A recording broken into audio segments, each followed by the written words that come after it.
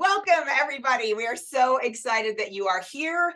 My fabulous friend Jason Hewlett in the house, 15 ways to get a gig. So, and yeah, we hope this is worth all the money you paid for it.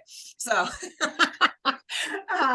we are going to have some fun because Jason doesn't do anything without some humor and some fun. So if you haven't already, jump into the chat and tell us where you are coming to us from. And Alaska on a cruise ship, working on a cruise ship, that is dedication, the likes of which I don't know that I will ever have. So way to go. Way to go. And Jamie, your documentary, Mo Crazy Strong, is screening at the Newport Beach Film Festival. Oh my gosh, that is so fabulous. Congratulations, Jamie. That is so amazing. Minnesota, Wyoming, Colorado, Utah, Atlanta. We've got everybody in the house. We are so excited that you're here. Next up, everybody jump back into the chat and tell us what you speak about. What is your topic? Or who is your audience? Whichever. Burnout, Janice, awesome. I don't love burnout, but I love the fact that you address that. That is nicely done. Relationships, fantastic. Referrals and relationships, Barb, yes, you do. Leadership, corporate culture, employee engagement, undiagnosed chronic illness, healthcare, patient communication, marketing momentum, salespeople who want to move from the 80 to the 20, Dan Taylor. That's so fantastic. Men's emotional confidence and lessons learned from our dogs. Wow. I want that. I want the lessons learned from our dogs. So excited that you have all these amazing topics. It's so fascinating. And I'm sure Jason will address that. We want to invite you to stay to the end because we have an incredible gift for you that our good friend Ernie Harker designed especially for you. And it's something very cool that you're definitely going to want to stick around for. We know that you're going to have questions. And so we have accounted for that. We're going to time each segment. So of the 40, well, Jason and I came up with 40 ways to get a gig. And tonight, given the time that we have, we're going to share with you 15 of those.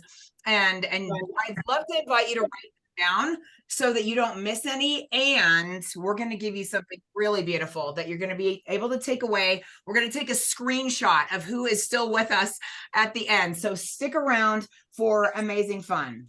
But the real gift is that our fabulous friend, the brilliant, the talented, incredible Jason Hewlett is in the house after a long, incredibly dedicated week of travel and all day of being on camera today, that he is willing in the house with us and to share his brilliance with us. Going to invite everybody to just mute themselves really fast if they can, just so we can make sure we get really good sound, because we are providing the recording of this for all 88 of you who signed up for this webinar tonight. Those of you who are here get the fabulous gift. So way to go for being here live. And you sure can. You never have to do that. You're so funny, Barb. Barb was my podcast guest today. So you have that to look forward to, everybody, as a postscript. Jason Hewlett, for any of you who do not know him, put it in the chat. And yeah, if you change your view to speaker, it will show the slides large on your screen, because I've got everything pinned to the first screen on my side. So make sure you can see the slides. Thanks, Alan. You're so awesome. If you don't know Jason, my very good friend, author of The Promise to the One, Hall of Fame speaker, incredible human, and someone who will inspire you and make you laugh. And the cool thing about what we're doing here tonight, friends, is Jason and I, independently of each other, put our topic of our chosen topic for tonight into Chat GPT, and we were both really disappointed with what came up. None of the 15 ideas that we're going to give you are something that you'll find in Chat GPT. These ideas are thoroughly vetted by Jason and his amazing, incredible, and illustrious career. So yeah, buckle up. Yeah, for those of you that may not know me, I'm going to go back in and find Jason and make sure he is on the screen here, because he's graciously agreed to introduce me. And this is going to be much better than anything that I could say. Oh, Cheryl, what a pleasure it is to get to introduce you. And yeah, hey, everybody. Thank you so much for being here, taking the time to be a part of this. I'm just really thrilled because Cheryl would invite me to be a part. And thank you guys all for taking the time. So let's talk about Cheryl for a second. You probably know her as the NSA Mountain West past president. She was the president last year and did such an amazing job. She's a guru in the real estate industry, and she's transformed everything in that industry as a speaker. She's created multiple, we're talking more than 10, like I think 30 or more courses in real estate, from what I understand. And she is just a prolific creator. She is entertaining, hilarious, has more energy than anybody I know. And I'm an energetic guy. But the thing that I love about Cheryl is she just is constant optimism and energy. And she's brought so many great things to this evening. I'm excited to be a part of this with her. What I would like to do, however, though, I Uh-oh. think it would be really nice in the chat for those of you that know Cheryl. If you'll please put in there one, two, or three words that describe Cheryl, the positive words that she needs to see for herself. And if you can't think of one right now because you don't know her, then as you get to know her, please put those in there. I would like for her to see that. I call that the ICM process: identify, clarify, magnify. Let's identify for her some things she may not have clarified yet so she can keep magnifying her gifts and promise. She's so amazing. Oh, Okay, I see a off lot of them script, coming and through you're gonna already. make me cry already. Oh my gosh. I think Look at him, Cheryl. Look, magic, Disney queen, generous, unbelievably funny and kind, energetic, magical, effervescent, magical, energetic, dynamic, enthusiastic, amazing, force of nature, energy embodied, beautiful inside and out. Guys, you're bringing it. I appreciate it. There are many other things said.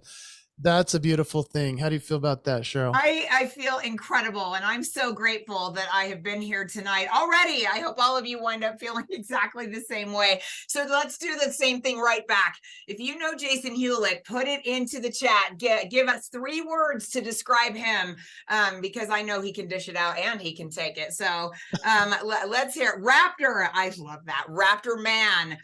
Genuine. Yeah, generous, hilarious, generous, funny, true. Integrity would be my word. Best facial expressions. I agree. His are much better than mine. Yeah, look at that. It begins, friends. It begins. You Oh guys my are gosh. funny. All right, enough of that goodness. Thank you guys very much. What I want you to notice, though, in that list of things, because as we start rolling, I want you to realize that the words that you're sending me and the words that you're sending Cheryl as well, those are your signature moves. That's what you're known for, you know? That's what people know me for and what people know Cheryl for. I want you to think about the words that you're known for and what people would say about you.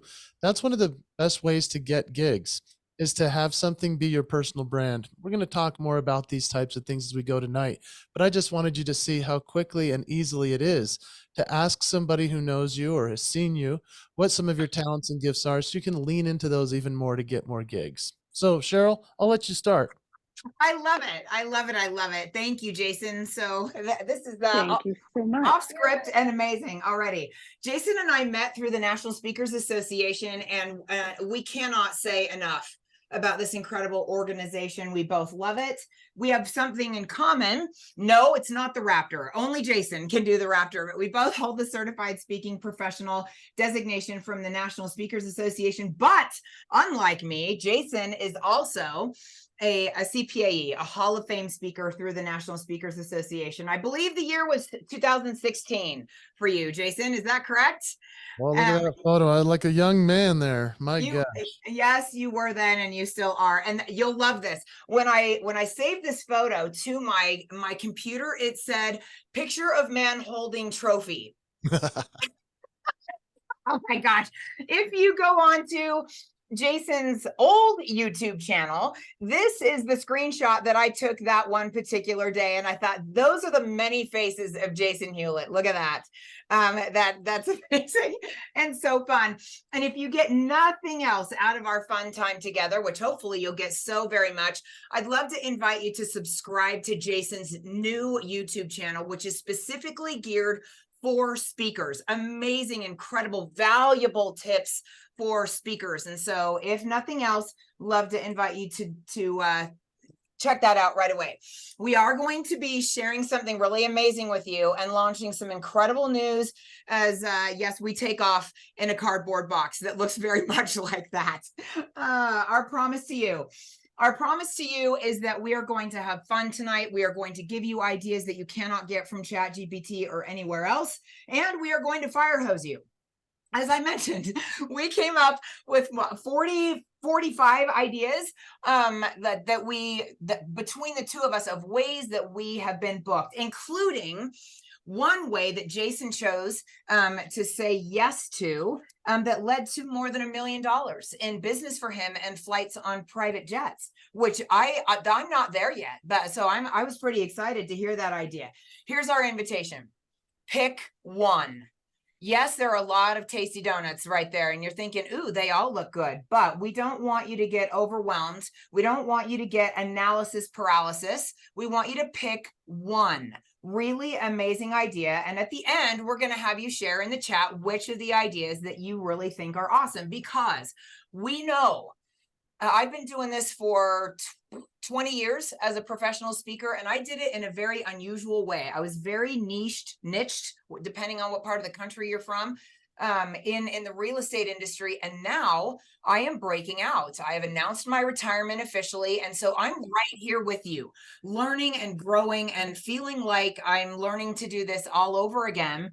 And the speaking industry can be scary. And Jason, I know that you've shared with some of our friends, statistically, how many of speakers wind up not succeeding in this industry because they can't find a way to get booked, feeling kind of like some of us maybe have felt before, like I want to do this and I can't. It happens way too much. And you know, it does. I hate to say it, but I think the percentage is quite extraordinarily high compared to what it ought to be. And that's why we would put something like this together, make it affordable, obviously, for anybody to join that's interested. And really, you know, maybe for some of you, some of this will be like, oh, I've already been there, I'd already done that. I do guarantee you, however, there will be some ideas you haven't thought of. But at the same time, we're not just going to give you ideas that will lead you to making money for the first opportunity that comes your way. However, we are here trying to help you get gigs. So we want you to come at this with the mindset of give first, do service, do what you have to do to make this career happen. And if you're willing to do what it takes, then the money will come. Absolutely. That is so true. Yes, yes, and yes. So Jason talks a lot about the speaker's mindset. As we approach all of these amazing 15 ideas, I want you to think there is one idea in here for me that could change everything. And instead of I can't do it, yes, I can do it. And we are here to help you in whatever way that looks like. And so just approach it from I'm on the hunt for the idea, the one idea that's really going to change everything. Your mindset is everything, and we're going to help you become the performer that you were always meant to be. And hopefully that doesn't look like the Raptor for you, because Jason does it better than anybody. So let's do this. Let's talk about the 15 ways to get a gig. After each 5, we're going to take questions. And so write down your questions so you don't forget them. And then we're going to time it, and we're going to give you an opportunity for 5 minutes after each 5 to ask your questions about the ones we've just given you. And then we can go from there. So awesome. Let's do it, Jason. I have my list in front of me that they will see later if they stick around to the end. So let's do it. And we're not going to use any slides for this. Jason and I are going to have a conversation and talk about how we're going to use each of these. So number 1, drum roll, is say yes to everything. Offer to speak for free everywhere if necessary, just to get your message out there. So Jason, I'm going to pull up the timer while you take care of this one and rock it. Say yes to everything. So thank you, Cheryl. Are you doing a timer for each one of these, or a timer for the 5 block? I'm doing a timer for the 5 block. Okay, before the questions begin. All right. Here we go. Here we go. So say yes to everything and offer to speak for free everywhere. Now, a lot of people might be sitting there thinking, gosh, I've already done this. I speak for free all the time. Well, let me just tell you, you never know where the next opportunity is going to lead. And Cheryl had talked about the $1 million time that I spoke for free, and it led to $1 million worth. I figured we should start there. When I was beginning my career, my dad told me about a birthday party of a guy who was turning 50 years old in Montana. He said, "My son will come and do your birthday party." I was so disappointed. I went up there and I shared a message. I did a performance. I made some people laugh. I drove all the way from Utah to Montana, did a gig for free, and drove back with my tail between my legs. I had no idea what this guy was capable of doing, though, for my career. This man that had just turned 50 years old, he was part of the board of the Western Petroleum Association. He then referred me to that group. I then did a presentation for that group. They liked it so much that all these companies like Conoco, Chevron, Sinclair, you name it, oil companies started booking me. The next thing I knew, the owners of Sinclair Oil saw me. They were the Holding family who owned Sun Valley and Snow Basin and other ski resorts throughout the Western United States. They built the Grand America and helped the Olympics come to Utah. They then took me on a private jet all over the world where I got to perform for all of their employees for 5 years straight. It was a fascinating time. And it has exponentially led to $1 million worth of bookings because I said yes to a birthday party. Now, when you think about birthday parties, you probably think, I don't want to speak at something like that.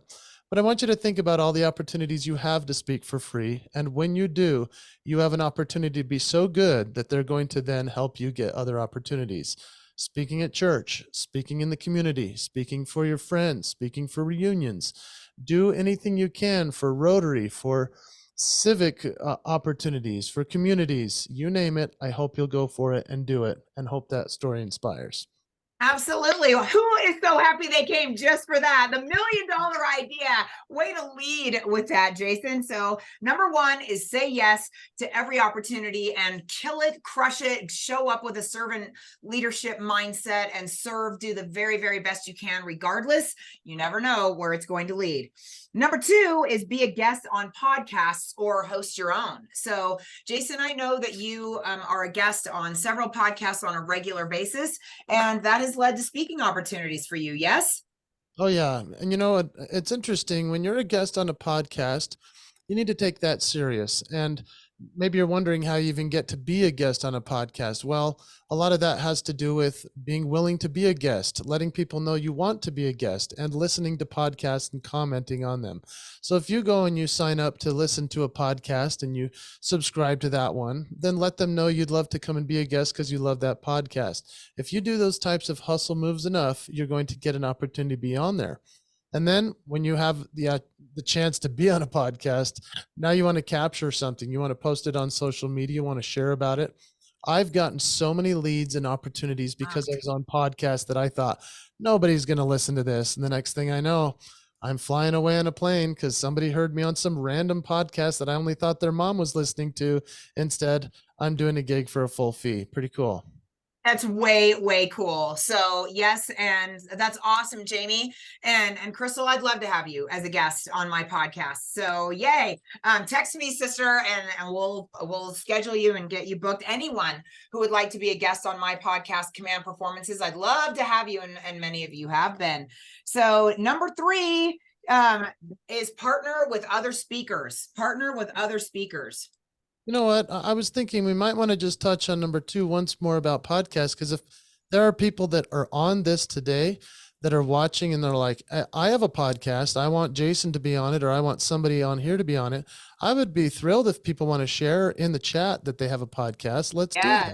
Let's help each other, because that ties right into number three, doesn't it? Partnering with each other and other speakers, right? Yes. So I want you guys to understand that Cheryl and I are doing a show and tell of partnering with each other to make this webinar happen for you guys. I wasn't going to do this alone, and she didn't want to do this without me. And I'm so thrilled that she put it together. But I just think it's fascinating that we can show and tell you guys how it's okay to partner up. Most of you have never seen us do anything together because Cheryl, have we ever done anything really together? Not yet, but boy, we're about to change that. Yeah, so this is a brand new thing for us too. And I'm thrilled that she knows her spot and what she can do, and I know what I can do, and I'm grateful for her talents. She's grateful for mine. And so as we leverage each other's talents and gifts, and we lift each other up and we create something wonderful, I think that this is already exciting and fun for me. So I'm grateful I'm doing this. Maybe there's somebody on this webinar that you're going to see or get to know a little bit that you say, hey, maybe we should partner up and try something out. That's a great way to be able to get some gigs for each other. Totally. I love it. I love it. So great. And I love that you're posting your podcast. And Jason, thank you for suggesting that everybody do that, because that's a brilliant idea. That's a way to start doing that right now. Talk about picking your one. All right, you're gonna buckle up. Jason or Jacob said that his jaw hit the floor after number one. So yeah, I don't know if this one's going to be as jaw-dropping, but it was for me when Jason and I were planning this together. Number 4 is when you do a gig, take a friend. Yeah, one of my favorite things is when I do have an opportunity to have a gig, if it's in a town where I know somebody that is a speaker, is aspiring to get some more opportunities, I'll often call them and let them know. I'll say, hey, I'm doing a gig in your hometown. Let's say I'm in Dallas.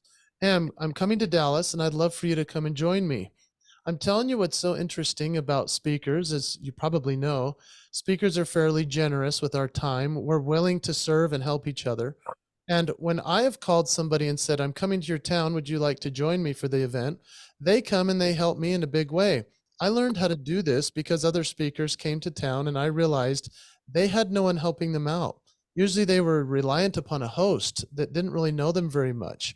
And so I would I would find out the schedule of some of my heroes that were coming to Utah. So when they would land in Utah, whether it was for an NSA event and I got to pick them up, or they were just coming for a convention and I found out about it, I'd say, can I please go with you? And then I would get to piggyback with them. In other words, I would carry their bags. I would sell their books.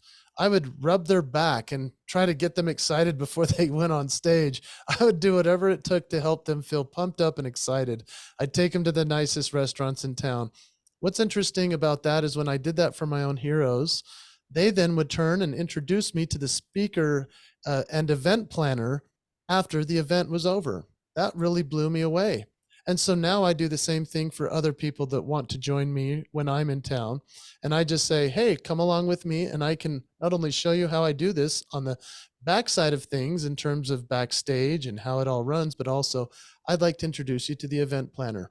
That for me is one of the easiest way to refer somebody after I've gotten a standing ovation on that stage. I can then turn and say, and you've been hanging out all day with Cheryl, who is my friend who came to help me today, but you don't even know how cool Cheryl is because all she's done today is help me. Let me help you book Cheryl because she's somebody you want to have at this event next year.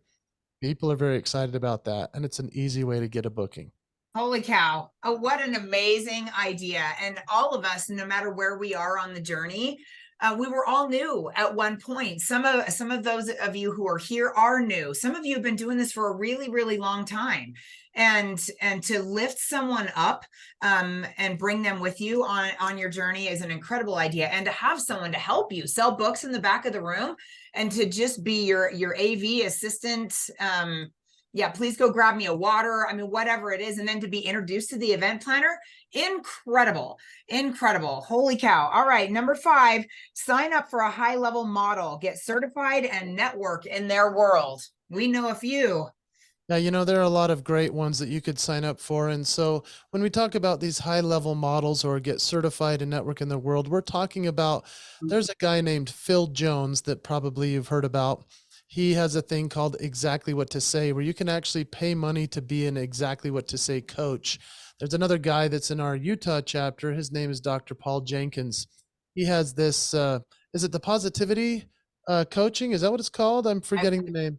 I believe so. He's definitely the Dr. Positivity.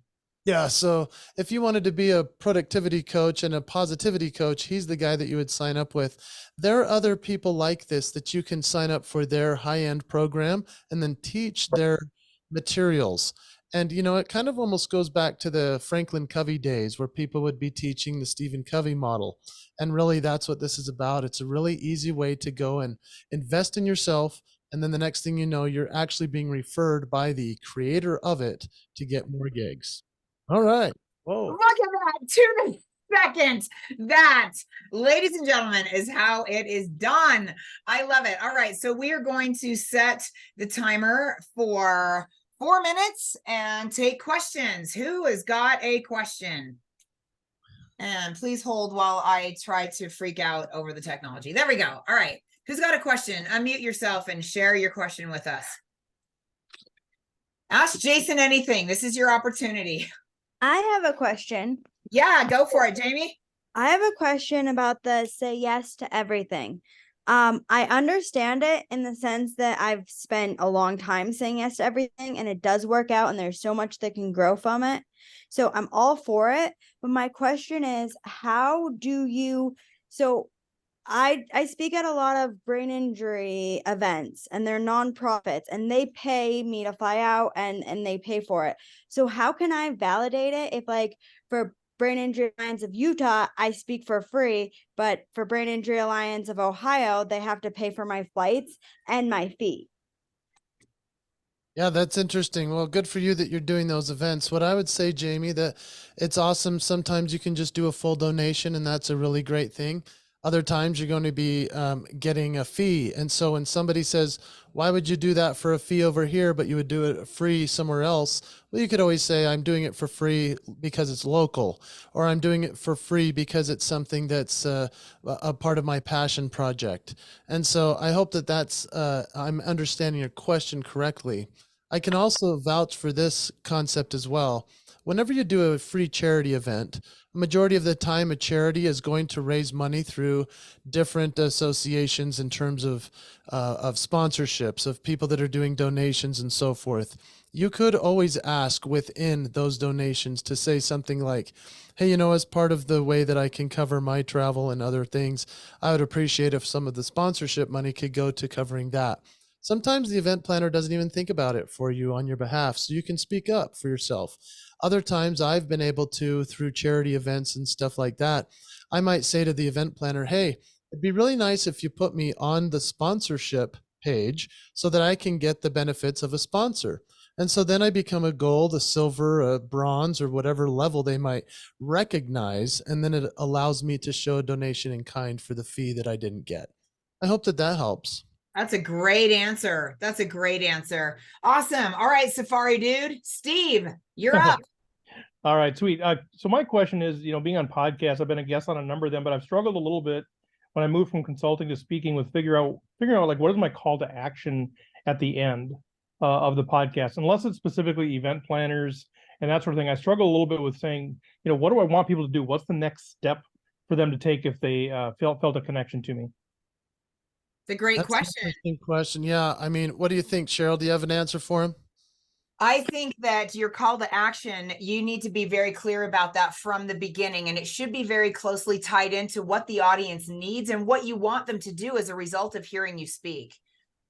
Yeah, I agree. And one of the challenges that we face is somebody going from being a consultant to wanting to be a speaker is that a lot of the time we're almost pigeonholed into being just a consultant in the mind of the listener. So what you need to do is while you're giving the podcast and speaking, you need to seed that you're a speaker. So you might be saying, when I do my consulting, and instead you could say, when I consult, but also when I'm a keynote speaker for large events, this is what I do. And so as you're seeding that throughout the podcast, that actually creates its own call to action for people to say, oh, we should have Steve. I guess he can consult, but also it sounds like he's a keynote speaker. Yeah. Don't leave them guessing. Yeah, I love that. Beautiful. Okay, Dallin, right? Put your question in the chat.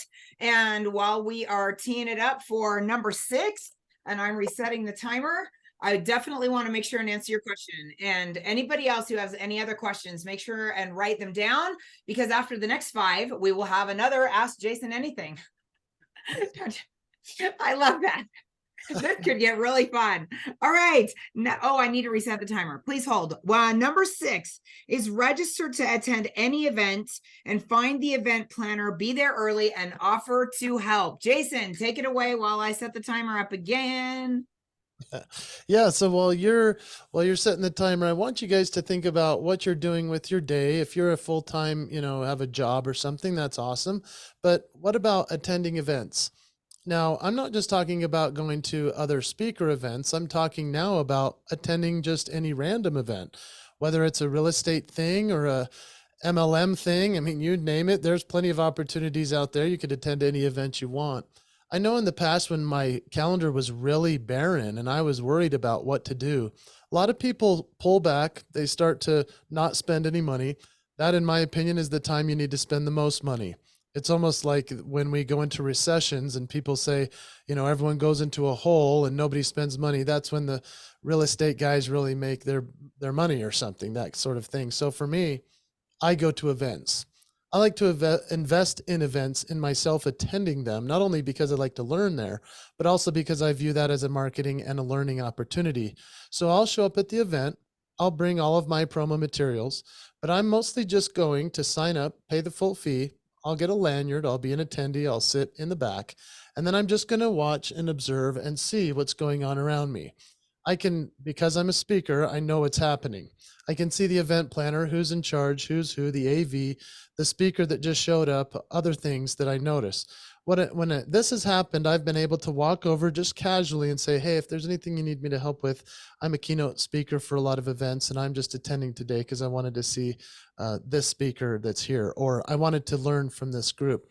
It's interesting what's happened to me in those situations. Not every time, but it has happened, where the event planner or someone on the team has said, can you please help us with a problem we just had? Because I just offered to be helpful. Next thing I know, I'm filling bags, or I'm taking the boxes apart and I'm setting things out, candies and other things. Next thing I know, I'm part of the staff. Now I'm sort of weaseling my way in. I don't know if this sounds deceiving, but for some reason this works for me. Next thing I know, I'm backstage and I'm helping with a speaker that just showed up. And hey, it just so happens we know each other. Oh, that's cool. What's Jason Hewlett doing here? You guys, I've been doing that for 20 years in different events, and it's so interesting. I don't It's always know worked for somebody, him, but it kids. works for me. Yeah, it's worked. So go back to the beginning, pick one idea and don't throw any of them out. All right, number 7, when you go to any hotel or conference center event, bring your own promo materials to deliver to the sales and catering manager or event planner, like your own books or way back in the day, your DVDs. Yeah, you know what? When I go to some of these events that I'm talking about, or I might just visit the hotel just to go and find out what's going on that day, I do like to always show up with something.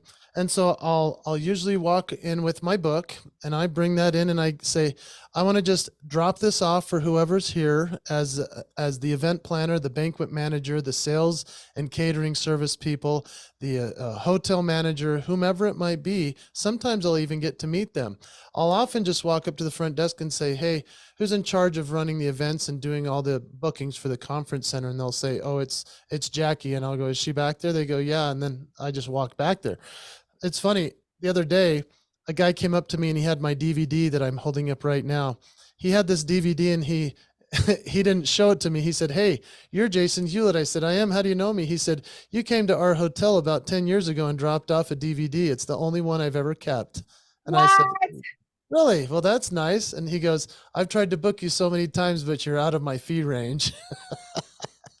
And I was kind of bummed about that, but I thought, how cool. What I'm going to teach everybody on this webinar, I actually have proof that I did. And it showed up just the other day, someone saying they still had the DVD. So go hand out your stuff to the people that are in charge.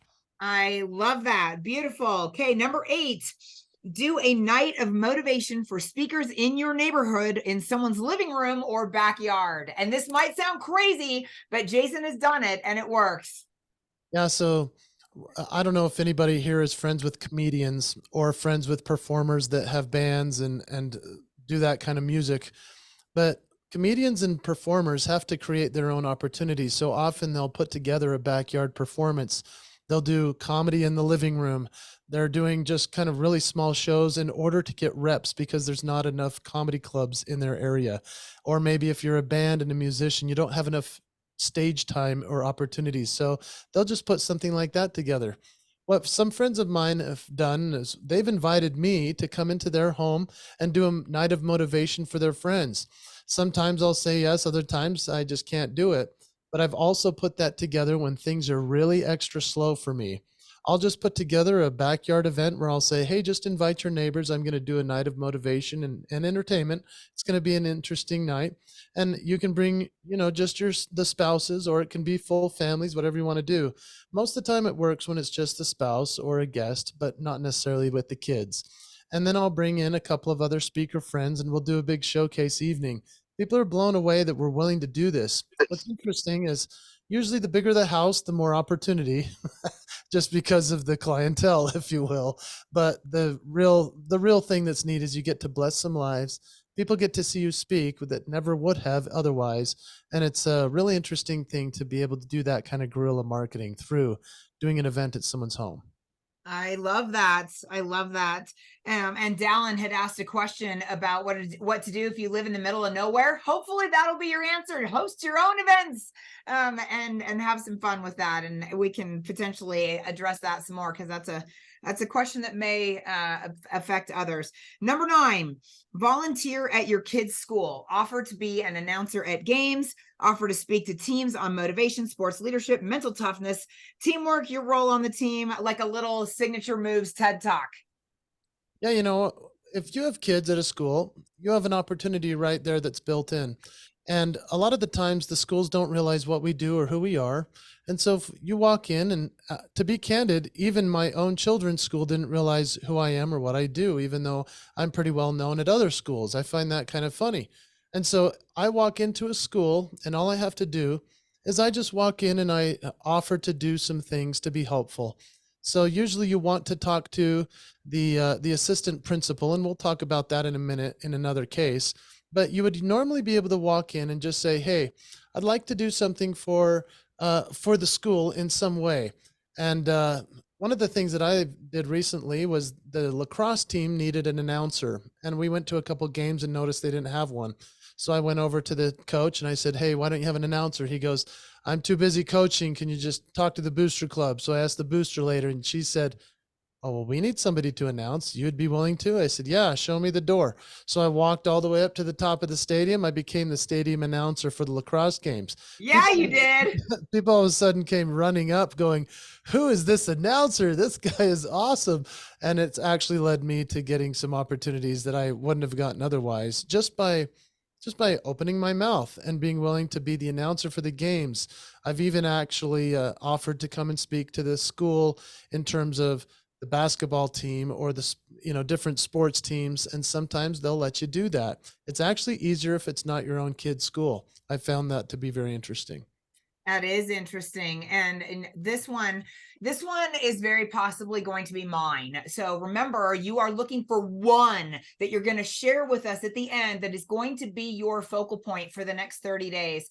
And I have 3 granddaughters who just started kindergarten last week. That's crazy to me. And I would love to do something for their schools and to support them. And so that is probably going to be my one.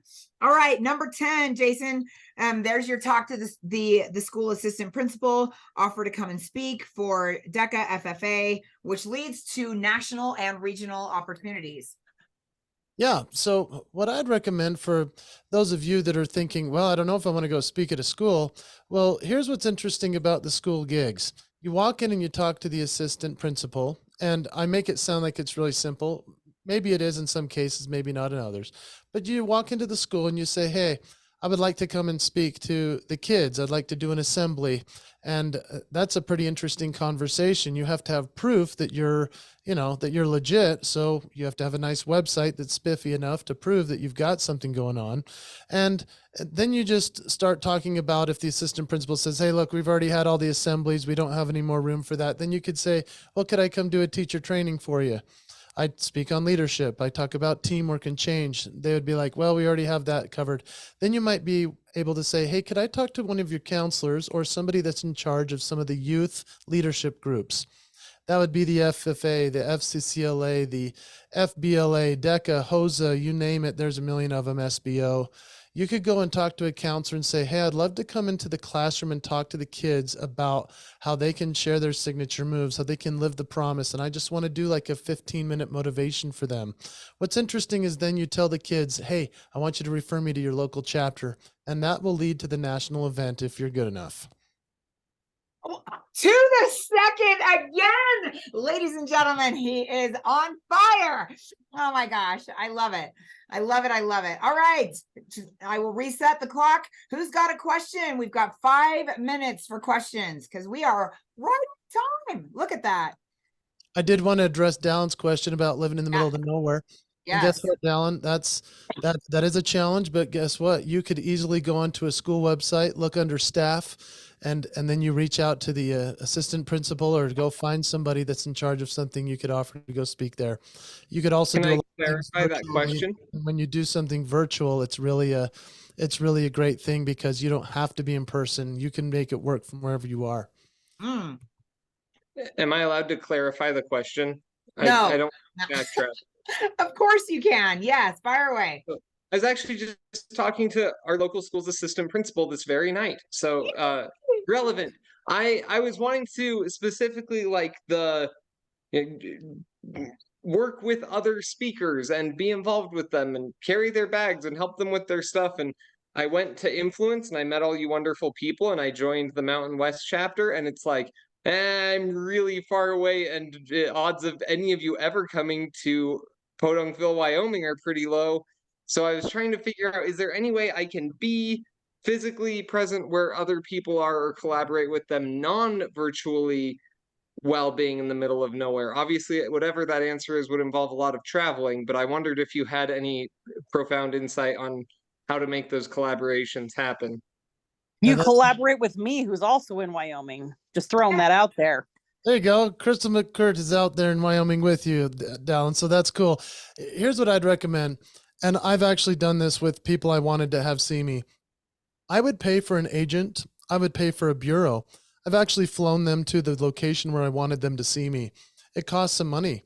And that's just something I've invested in to make it so that they could see me, because they kept giving me the excuse, we can't book you because we are never in the same town. And I would say, well, then are you willing to get on a flight and have a nice first class seat and go in a nice hotel somewhere? I'll pay for it if you'll come see me.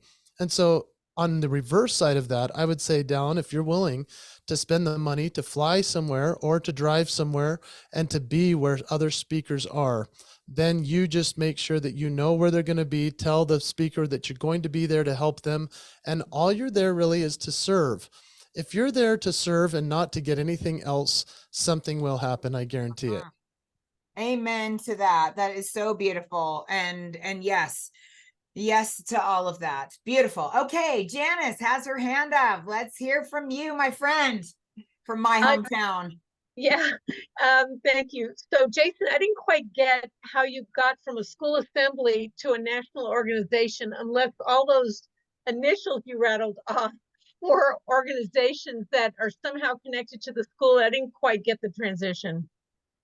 Yeah, so all those little acronyms I read off, those are all leadership for youth, like the Future Community Career Leaders of America, or the Future Farmers of America, or the Student Body Officers. So there's a bunch of different youth leadership groups within a school body, right?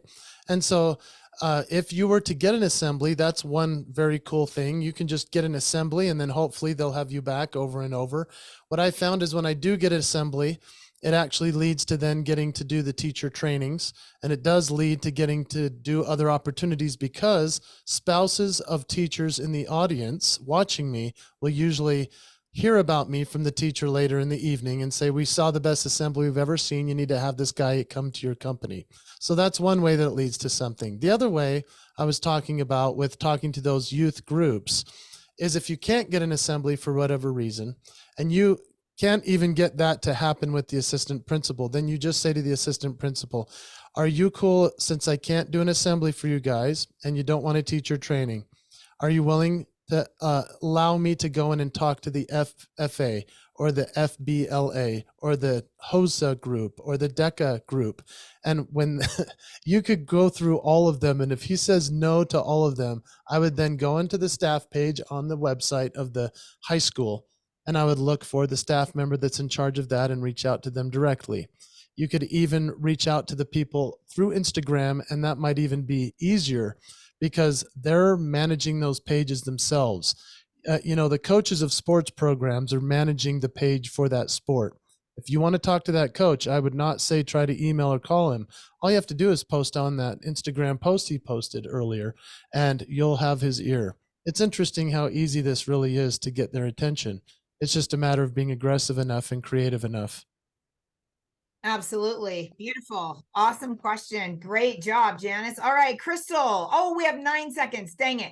Post it in the chat or save it for our last round of questions because we are, look at that. We are so on time, Jason. I'm so proud of us. All right. As we set the timer again, number 11 is creative fundraiser night for your kids' school. Take it away, Jason. Yeah, so this is a creative idea that I did years ago, and it's been a long time. So I imagine this would still work. Creating a fundraiser night for your kid's school is very interesting. In other words, I would go to a school back when I was trying to figure out how to get gigs, and let's say the assistant principal said we don't want an assembly and other things like that. What I would do is I would go and I would find out if the cheerleaders needed a fundraiser or the choir needed a fundraiser to get on a trip or the football team needed a fundraiser for equipment. And the easiest thing I would do is I would just say to the coach or the booster club or the teacher, the person in charge, I'd reach out and say, hey, do you guys need some money for one of these trips? They say yes. Or we need money raised for this and that. And I'd say, what are you doing for the fundraiser? They say, well, we're selling popcorn door to door, or we're doing a car wash and it's kind of inappropriate for the girls and we're not sure what to do. And so I'll say, well, why don't we put together a fundraiser and it can be a parent and family night. And so what we would do is we would just let the school know we're doing this fundraiser. It would be sponsored by the football team. And if we want to include the cheerleaders and the choir as well, we can do all of those. And what we're going to do is a split. And so I used to do a 25-75 split where I would take 25%, they would keep 75%. They had to sell all the tickets. And I would be the one that would show up, do the speech, deliver the presentation, and then they would have the choir sing. And because the choir sang, all the parents showed up. Because the cheerleaders would dance, all the parents would show up, and the grandparents too. Everyone would buy tickets for this fundraiser. And then the football players would go out and raise money too. It was interesting how this worked, but it was a great way to create opportunities out of something that they also had investment in, and I was able to make some money as well. Sometimes the event didn't raise as much as we'd hoped, and I'd feel guilty about taking any of the money. So I would just do the gig for free. It was just a nice community thing. And I would announce that at the end of the night. I'd say, usually in the past, I'd take a fee for this. This was so fun. I'm just going to make sure that 100% of the proceeds raised goes to this program, and everyone would cheer. And then that would lead to more gigs because of goodwill. Yes, I love that. Raise your hand if you're getting all sorts of great ideas from this. Yes, I love that. And Dan Taylor raised 2 hands. I love that. I'm not, yes. What, look at that. Fred's like, yeah, yes. Good. Okay. Number 12. You must have a website that shows you are serious and legit. And Jason, you referred to this when you're going to schools and trying to pitch them. They're very careful anymore about making sure that people are legitimate. And so will you address that specifically?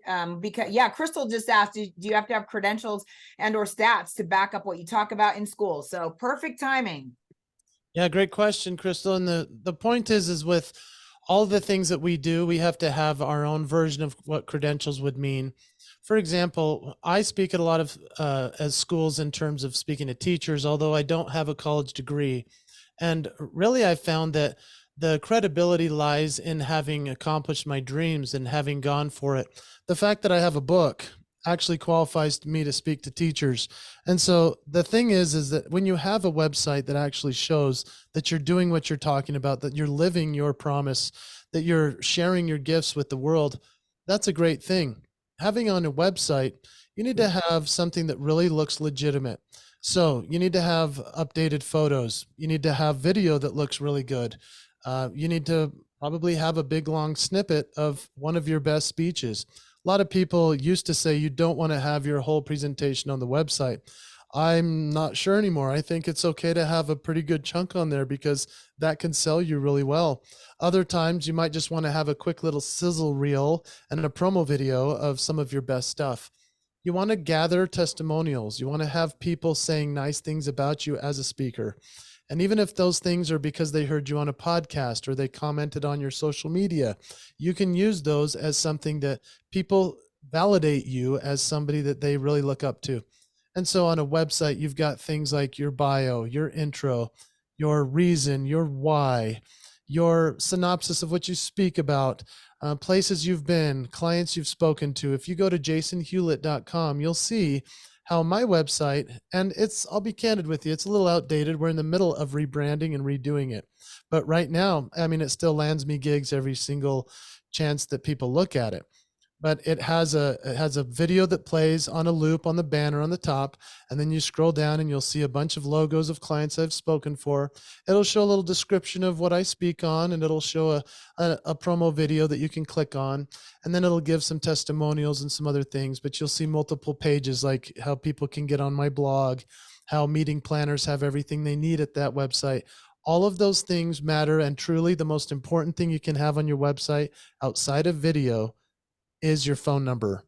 I truly believe that if you have your phone number on your website front and center, I get more texts from people asking me to come and do an event than anybody filling out a web form, anybody sending me an email. I encourage you highly to consider putting your cell phone on that website. Yep, and on the homepage, make it easy to find. I mean, yeah, make it really, really easy to find. A lot of speakers lose business because their phone number is hidden behind a sign up for everything and your firstborn child, and like nobody wants to do that. Nobody wants to do that. Do you ever have You weirdos? have to answer those. Yeah, I have you're I have a million weirdos calling me at all times, and it's okay. I just answer it and I go, "Hi, Jason Hewlett," and they go, and I go, "Goodbye," or I go. But are they from this country? That's what I need to know. Are they from here? They're from they're always from America, and it's okay. I mean, I answer it every single time, even if it says spam risk. And so I answer it because I never know. It might be somebody. In fact, when I answer it casually, if I just go, "Hello," they usually go, "Is this where I can reach Jason Hewlett, the speaker?" And I go, "Yeah, this is him." And they're like, "This is Jason?" And then they're shocked that it's me. And I go, "Yeah, what can I do for you?" They go, "Well, I thought I was going to get some high-powered agent or something." I go, "Nope, just me. How can I help you?" They're blown away, and then we book the gig real easy. That's beautiful. I love it. Okay.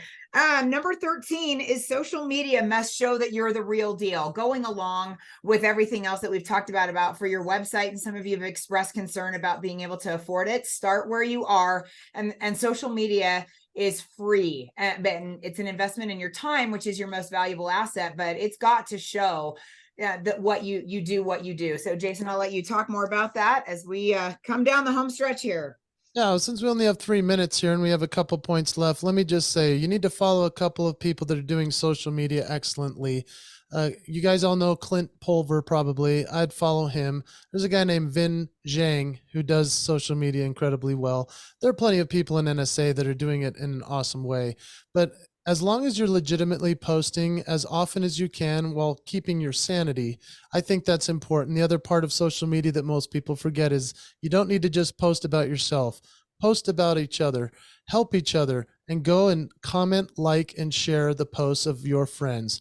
As long as you're promoting each other, you're going to have the benefit of having a great social media presence.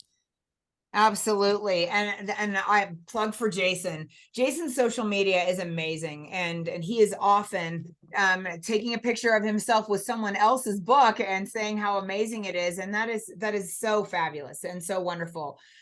So many on to follow. Mary Kelly is also incredible. So, and I love that, Jamie. Social media, you need to understand your audience and what they want. Absolutely essential. Okay, number 14, Jason, the power of your CRM and having regular contact with those people. Yeah, so if you have already been speaking, I hope that you're keeping track of those people that you've spoken for. It's called a CRM. It's a client management system where you can invest in some software that keeps track of things. If not, at least an Excel spreadsheet or somewhere that keeps track of who you spoke for and when.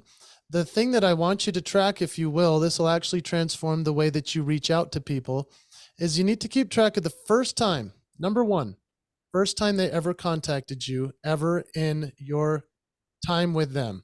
Now, let's say that it was in, I don't know if it was in March. Okay.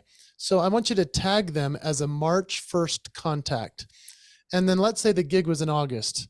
Okay. So now you have 2 dates for that person. You have the date they first contacted you and the date the gig is. tag them for August as well. So let's say that you come up into next year and you're like, oh man, I don't have that many bookings. What should I do?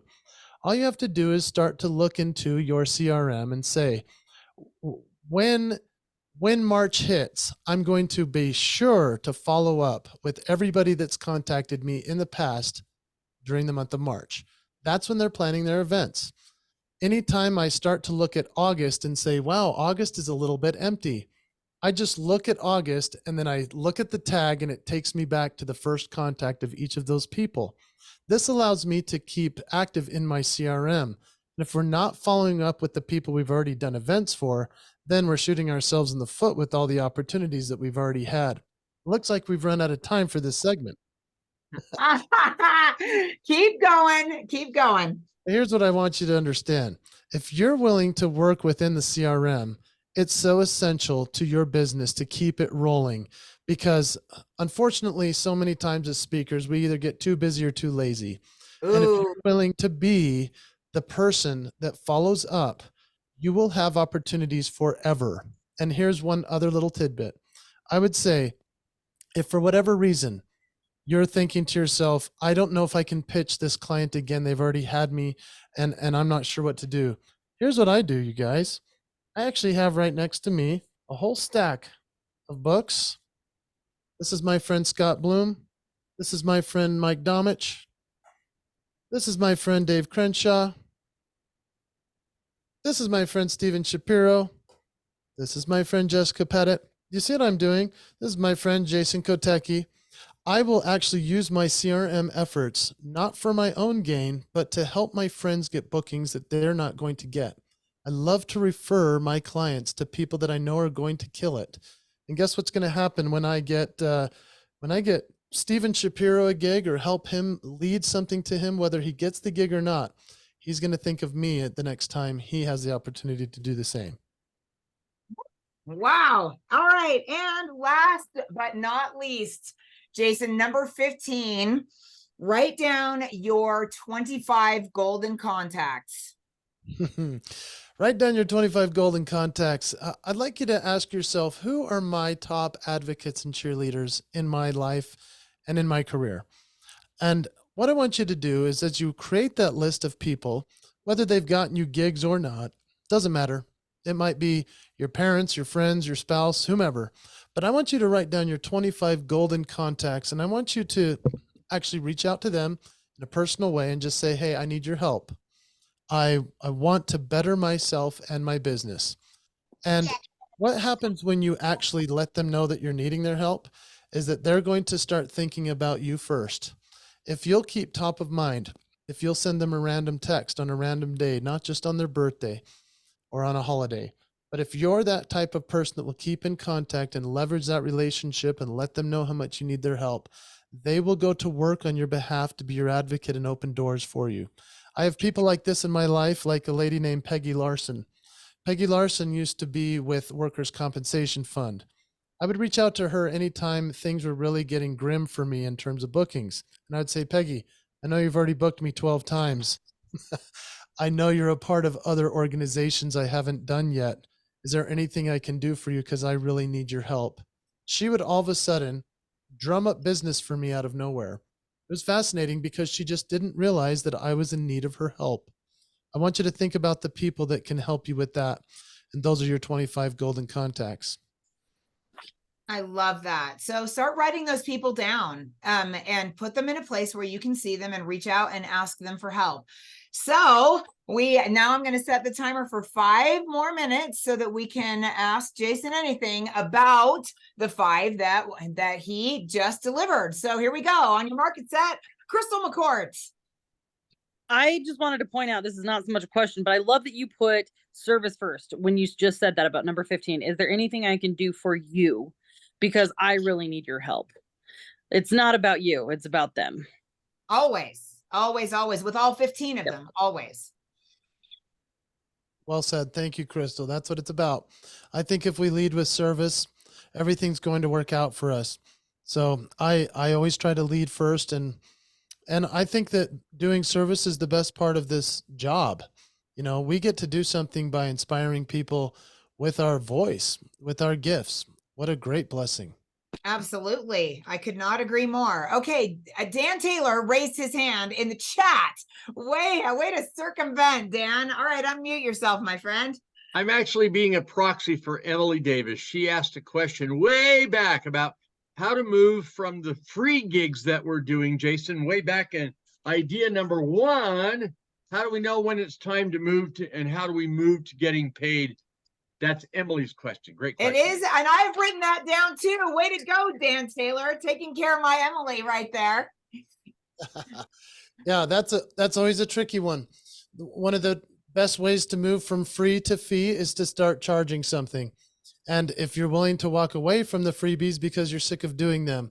Now, I know that for myself, I do 1-for-1. So anytime I do get a fee gig, I will also offer a free gig to a group that can't afford it. But if you're in that place where you're only getting free gigs, then maybe you can just start by getting expenses and travel expenses first, just by saying, hey, I'm happy to come and do this free thing for you, but I do need some expense money to be able to get there because gas is so expensive. People understand that.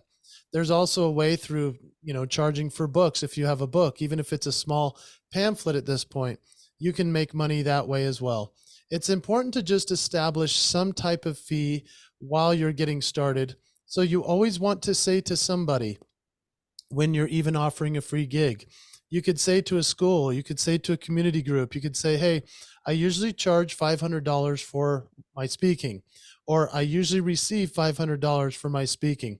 For this event, I'm happy to do it as a full donation if that's something that you need. And then you be quiet. Other times I might recommend this as well. If they don't have the full fee that you're asking for example, if you're a $5,000 speaker and it's hard to get that fee, it's okay to say, I charge $5,000, and instead of negotiating with the person when they say, well, what's the lowest you'll do it for?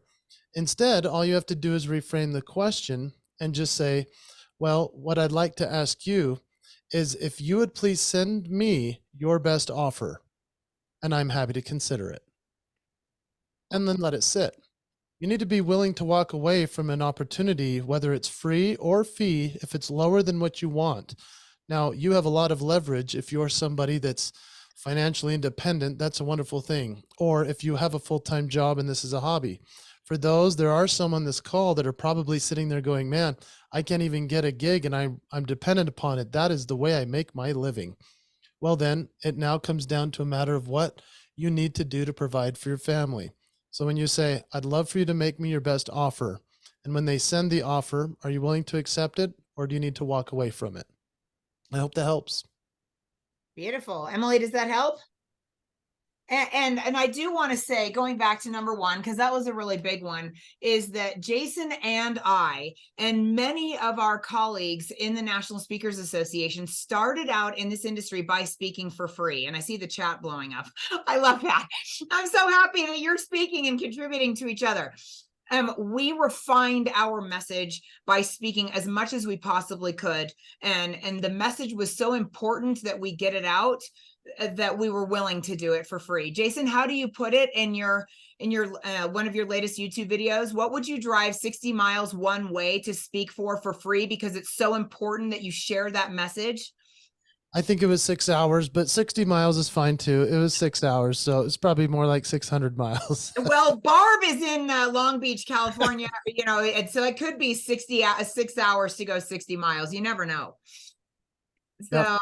Yeah, I love that. Look at all this great advice. Look at all this great advice. Holy cow, you have what great brilliance in the room. Okay, so any other questions for Jason before we, and Jason and I are going to stick around and make sure that we answer any and all questions, but we do have a really fun and exciting announcement to share with you. So any last takers for questions for this moment? And Cheryl, I did notice on here, I see a lot of great comments. Thank you guys for putting that in there. That's really wonderful. It is. I do see one right here from Nathan Webb. He says, this is me. Speaking pays the bills now. So if I can't get paid gigs, it gets scary taking care of my family. Oh, I absolutely understand that, brother. And I'm sorry that you're going through that. I think a lot of people are actually experiencing that right now in terms of just because there is uncertainty. Gigs are not coming in as fast as they used to, even in between the pandemic and now. And so I want you to know that as you continually partner with other speakers, as you do some of the things that we've talked about here tonight, whether it's creatively through the schools, even though I know you're a school speaker, I want you to think about how many avenues there could be to go through the schools. And then if you're only reliant upon the schools, I might challenge you, my friend, to go and step outside of the schools for a minute and say, is there something else I can do outside of the schools for now, to see if there's a way that I can see a different way into the schools in the future? And that very well may be by helping and promoting other speakers to get into those schools, continuing those relationships with those clients that you have had that used to book you. And now you just become a helper to everybody. I swear to you, I believe this with all my heart. The more you're willing to help everyone else, the more everyone will help you to get those gigs. I could not agree more. And that is really scary when you are providing for your family and you're looking at the bottom of the barrel. And the bank, my bank, stopped taking exposure quite some time ago. And yeah, I get it. That can be really scary. And it's true. If you put yourself out there to serve others, it will come back to you, I promise. And yes, it is scary. And yes, I have been there. And I'm sure Jason has too. The pandemic hit a lot of our Hall of Fame friends really hard, who had a business model based on getting on airplanes and flying to a place hired by a client to deliver. And they did it beautifully and they did it well. And then all of a sudden that whole thing shut down. And Jason was very, very transparent with our chapter. I was the dean of our Speakers Academy for our chapter in 2020. And Jason put together an amazing home studio and was able to pivot. And he openly admitted how scared he was. And he moved through the fear in a spirit of service, and he moved through it in a beautiful, wonderful way. Well, thanks, Cheryl. And that was a terrifying time. So anybody that has this challenge right now, I'm seeing a couple of you putting in the chat that you are in the midst of that. I'm sorry you're going through that.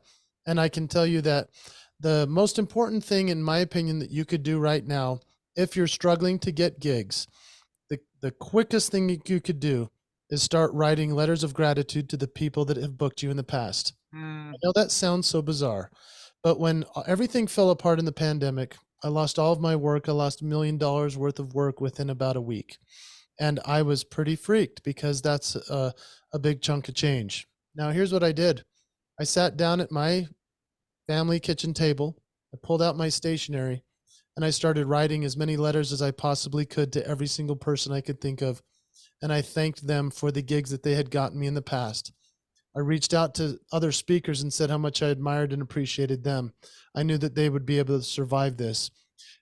In doing that gratitude practice and in thanking others for the help that they had given me through the years, it seemed like kind of maybe I'm wasting my time, or I'm just trying not to do anything to work on getting work. But you guys, it was very interesting what happened. Because I was sending out gratitude and I was doing something good for the world just by writing those letters, it helped lift a burden off of me so that I knew that I could make it through. That's when I knew I needed to do virtual. And the next thing I knew also, I started getting responses from those people who got those letters. They said, we remember having you. It was the best. We need to talk about how we can have you again, even though now we're all locked down.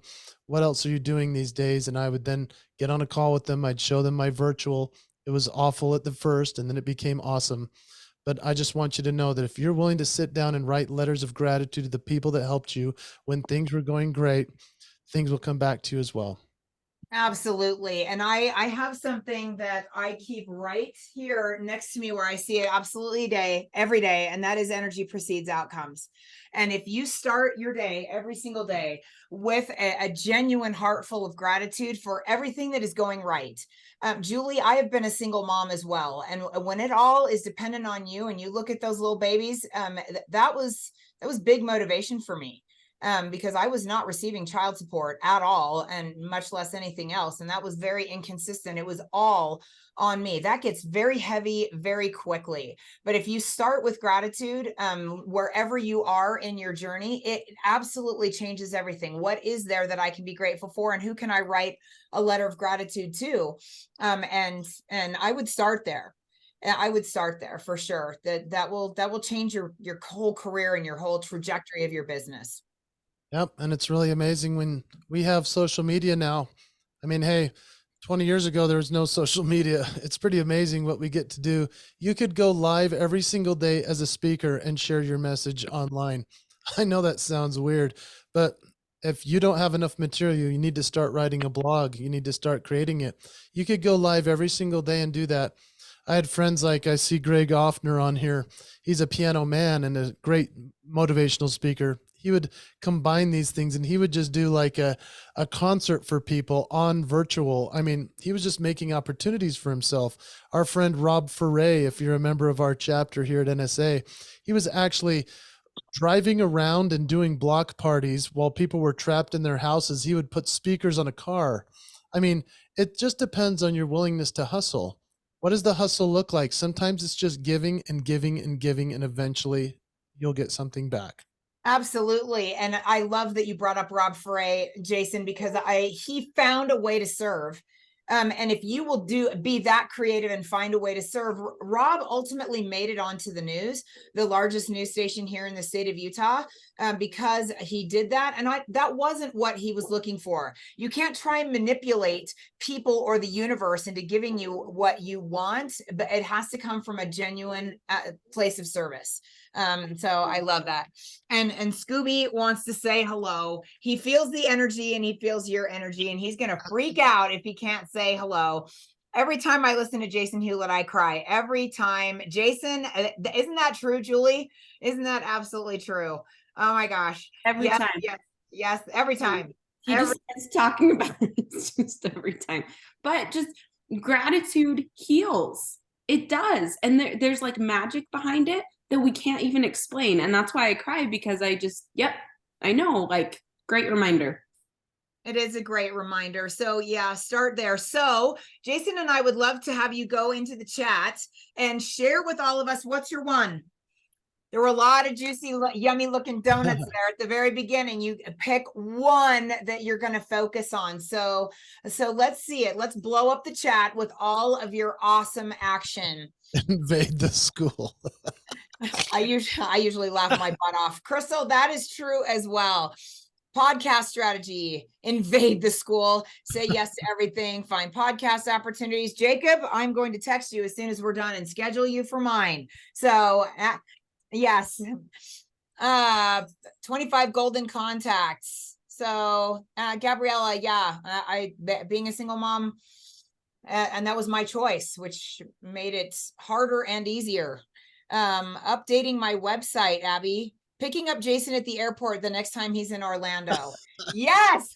Be his sidekick at his gig and let him introduce you. I love that. I'll be there in September 20 something. I'll let you know. Oh, jelly. I want to go back to Orlando. Offer service to schools instead of pitching me, asking how I can serve them. Nathan, that's it. Finding ways we can serve our clients in every way. Janice wants to know, Jason, when are you coming to San Francisco? She wants to pick you up at the airport.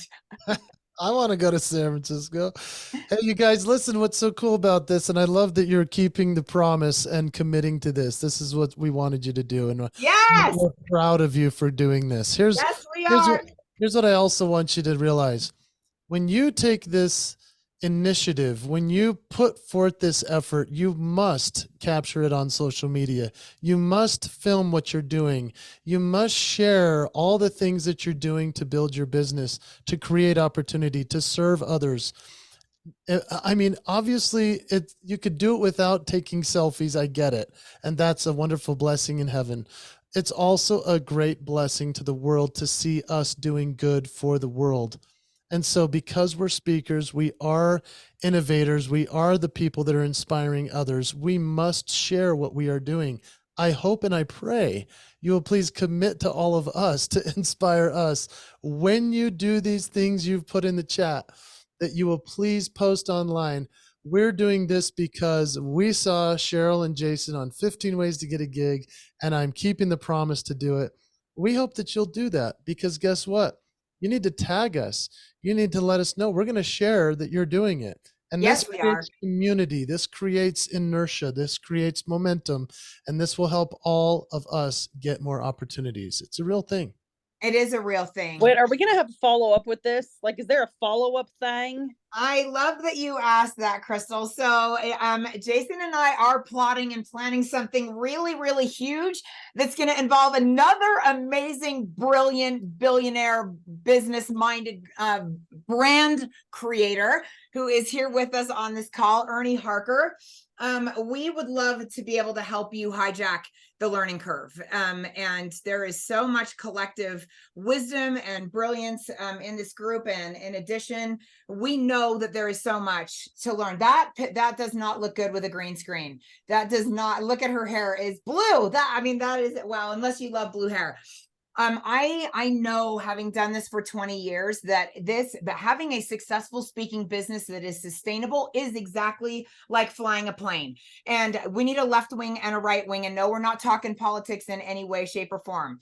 The left wing is the stagecraft and the storytelling, how to get hired, how to block and stage, and having rehearsal techniques, what to wear and what not to wear. Talk about a shout out. You need to know what to wear and not to wear on stage so that it's consistent with your brand and you show up.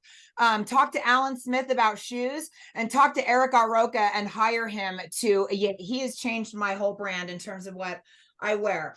Learning how to infuse appropriate humor. Who wouldn't love to tap Jason's brain? And then there's the right wing. This is the stuff that I would rather shave my legs with a cheese grater than do. Tax strategy, setting up a business entity. I like marketing and social media. I don't necessarily feel like I'm awesome at it, which is why I need Ernie. CRM systems to manage those client relationships, getting hired by bureaus, how much to charge. Raise your hand if you freak out about how much to charge. Anybody have that issue? Yep, you are not alone. So, and that's not a new speaker thing, because once you rock it, then you're like, okay, now I'm so busy, I don't know what to do. Not to mention, oh my gosh, now I need a website and a one sheet, and I don't know how to do SEO, and I'd rather take a nap and eat chocolate ice cream than do that. How do I create a sizzle reel? How do I get booked? How do I write a book? How do I publish a book? How do I market and sell a book so that more than just my grandmother and my aunt and uncle read it? Being a great podcast guest, how many of you are feeling like, oh my gosh, I need to go to bed now? Like, I know there's a gift if I wait 5 more minutes, but I'm done. I can't do it. There's just way too much. If you would like some help and support, we've got a number of ways for that to happen. At the very least, follow us on social media and subscribe to Jason's YouTube channel, because his new channel is specific for speakers and it's so brilliant. Here's the thing, money replenishes and time does not. Our time on this planet is finite, and none of us really know when that's going to be. And in the Promise to the One, Jason talks about writing your eulogy. How many of you have actually done that?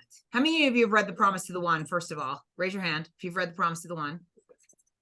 And in that book, he talks about creating your eulogy. Finally, after the 3rd time, I'm actually doing it.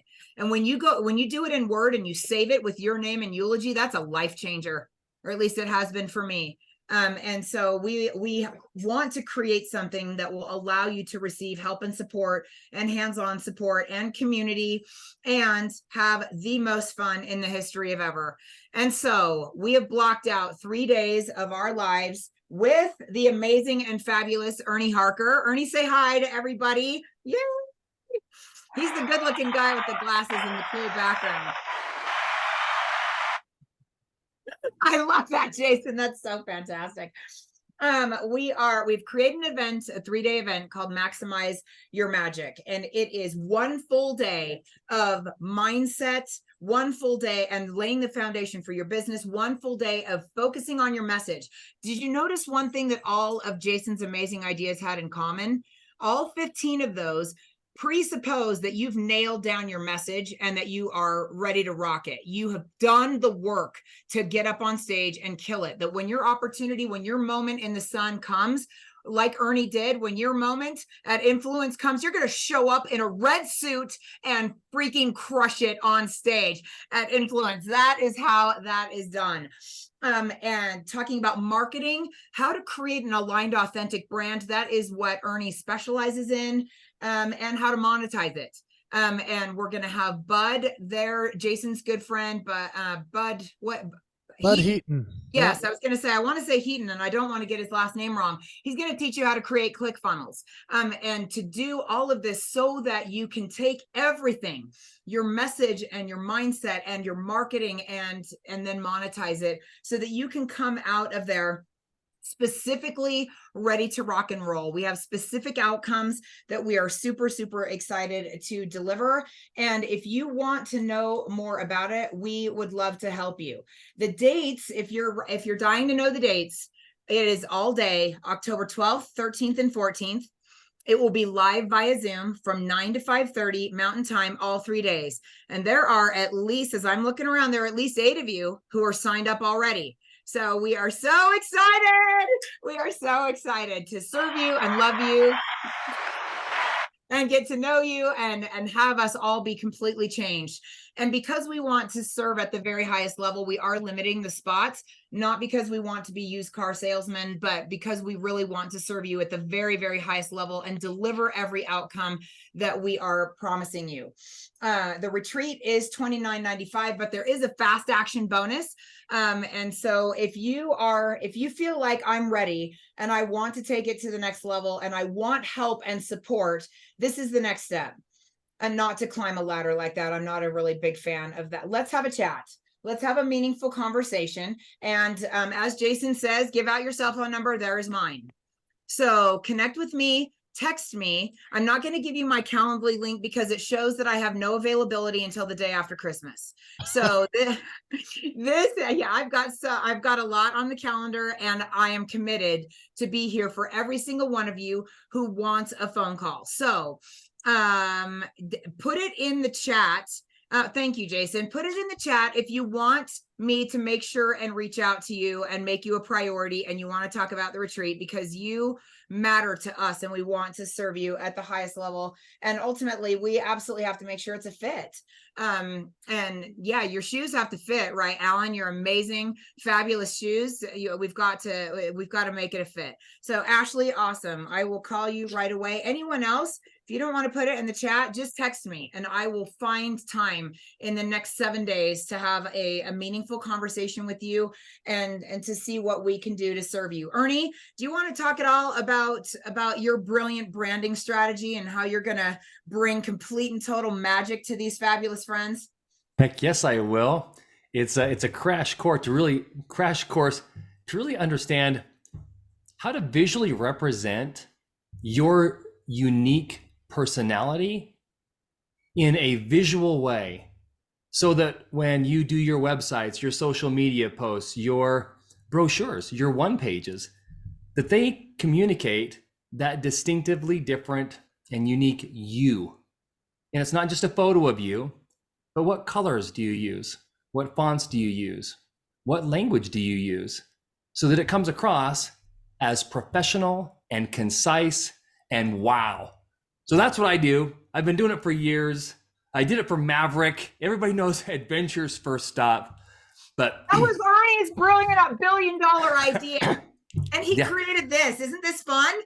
Isn't it, Dan Taylor? Isn't this amazing? Ernie did this. Ernie created this magic, right? When I talked to Cheryl, Cheryl was saying, hey, look, I want to make sure that as I migrate from the real estate world, where everybody knows me as so-and-so, I want to make sure that I come across as professional and, buttoned up, so that I can reach a different audience. And I said, Cheryl, you are quintessentially sparkly. Everything about your brand should sparkle and effervesce. That's why I put those little sparkles behind her. Like, if I didn't put that on her, it wouldn't represent or reflect who she was. So, but the magic is trying to find the ingredients for think of branding as a pantry of brand ingredients: fonts, colors, textures, images, graphics, those kinds of things that you use consistently to create instantly recognizable recipes. If you always use the same ingredients in your recipes, your chocolate chip cookies taste like your chocolate chip pancakes, that taste like your chocolate chip website. Who's You know, hungry? all these Who's things. hungry? It's awesome. I love that. And it took me until now, but I'm going to get emotional. About a year ago, I met Ernie for the first time. I felt this force of energy behind me at Influence, and I turned around and thought, who in the heck is that? And got to know him. And the more I've gotten to know him, the more brilliant I know he is. And he said, it's really easy to schedule a brand strategy session with me. All you have to do is read my book. That's a prerequisite. And he's written a book called Your Brand Sucks, and it's completely amazing. And I listened to it twice before I actually scheduled my appointment. And when we did it, it was at a time, believe it or not, I mean, just because I hold the CSP doesn't mean I've got it all figured out. I'm still figuring things out, especially as I transition from real estate into this whole new version of my life. I'm new all over again. And Ernie gave me some brand advice and some adjectives that he started with glitter bomb. And I thought, this is going to be fun. Oh my gosh. Adjectives are her, not Mike, not necessarily, not when they're about me, because sometimes I still have some pretty limiting beliefs about myself. And there might be some of you who might have limiting beliefs about yourself as well. And Ernie said, Barbie does not ask for permission to sparkle. And I created a meme about that, and I sent it to him, and it's just really stuck with me. And so Ernie's got some branding superpowers that we're super excited to sprinkle his pixie dust all over every single one of you that attends the retreat. And I'm so excited. Some of you are messaging me privately saying, I'm in, where's the link? So I promise I will reach out to you and I will get it to you and send that. But you have made it to this point. Yay! So we will take a screenshot of all of you. Guess what you're going to get? Ernie made this. So Ernie, tell them what you built for them. I've got my fan on in here, so it's blowing. Tell them what they won. You won a full-page document of 15 top ways to get a gig. A really pretty version. How was that, Jason? How was that? Was I good? Was I good? Yeah, it was so good. I need laugh tracks. That's amazing. And isn't that so fun? Ultimately, friends, we're just excited that you're here. We're excited that you have spent your most valuable asset, your time with us. We want you to keep that promise that you've made to yourself of picking that one amazing idea. You're hopefully not going to forget about it. I want you to write it and put it in a place where you're going to be able to see it every single day for the next 30 days. A balloon that has been blown up can never retake its former shape. I hope that every single time that I am with Ernie or with Jason, I'm never the same. And I hope and pray that you feel the same way about your time tonight. And we will not leave until we answer every single question. So if you've got more questions, stick around. Here's the thing. A goal not written down is merely a wish. If you want to be a speaker, or if you are and you're looking to raise your fees, we want to help you. And it doesn't matter if it's monetized or not. We are all genuinely here to serve, and our time is our most valuable asset as well. So please do yourself a favor, subscribe to Jason's YouTube channel. He's put the link in here a couple of times. It's not the one that has 3.3 thousand subscribers. It's the new one. It's the new one. So yeah. 107.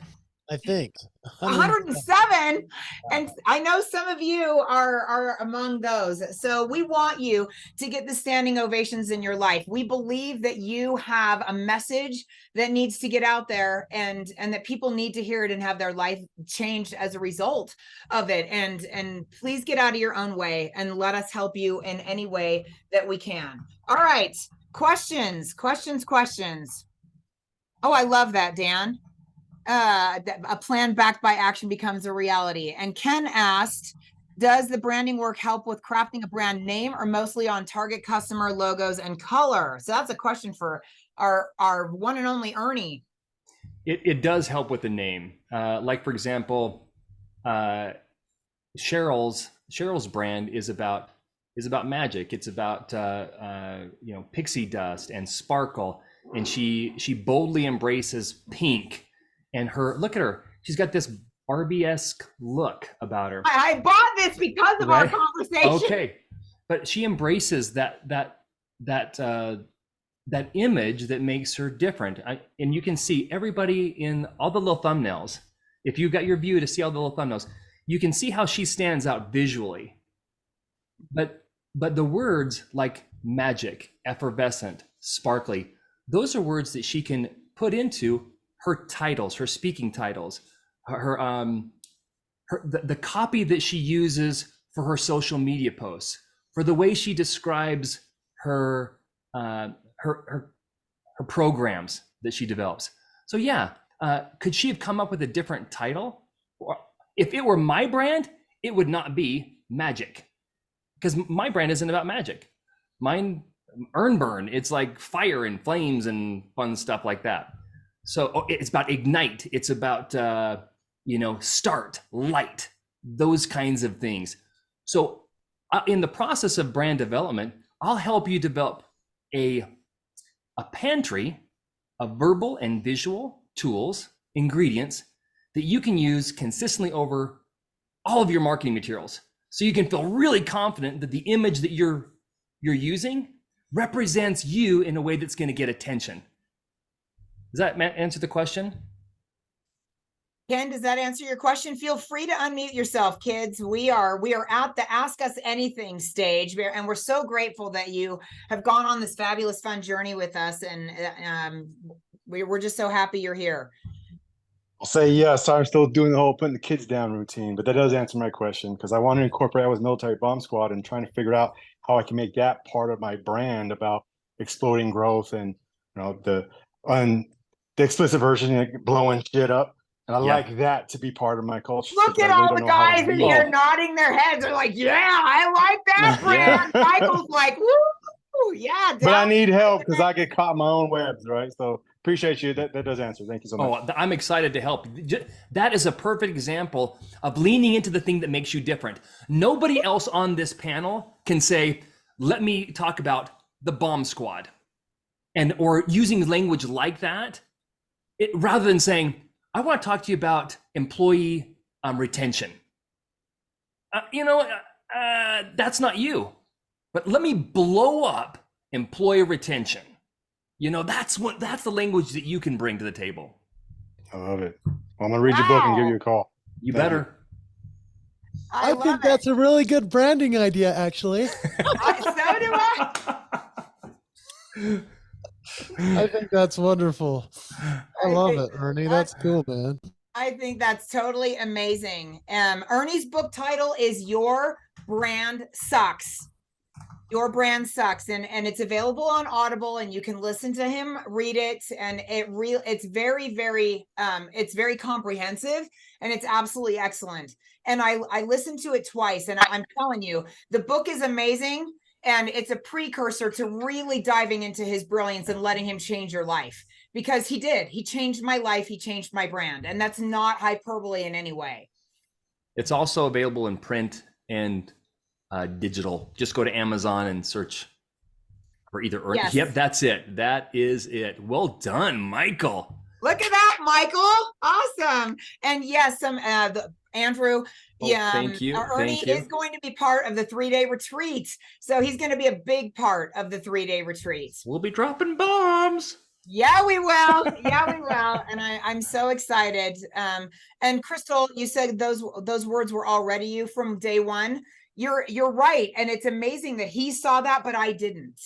And that's the thing. He sees things that we don't, because for me, I can't speak for anyone else's experience, but I get in my own way. Mm-hmm. And then I layer that with self-limiting beliefs. I'm like, oh, I can't be that.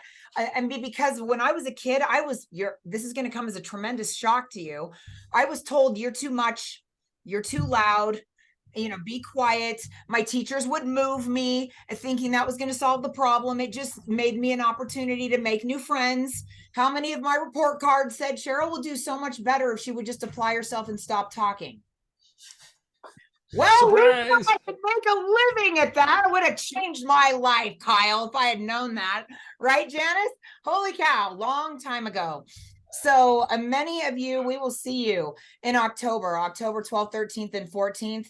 And it is via Zoom, and many of you will be there, and I'm seeing many more of you will be there. So excited. I can't wait. I am literally counting the days until October 12th. We've put in a lot of love and into the creation of this. And for every one of you who is signed up, we will be reaching out to you personally to make sure that what we're thinking is what you want. So this feels like a custom fit Alan Smith shoe that you absolutely love it. And that it's exactly what you came for. And you feel like it's the best investment of 3 days that you ever spent in your life, because really your time is your most valuable asset. We want to light your business on fire, to use Ernie language.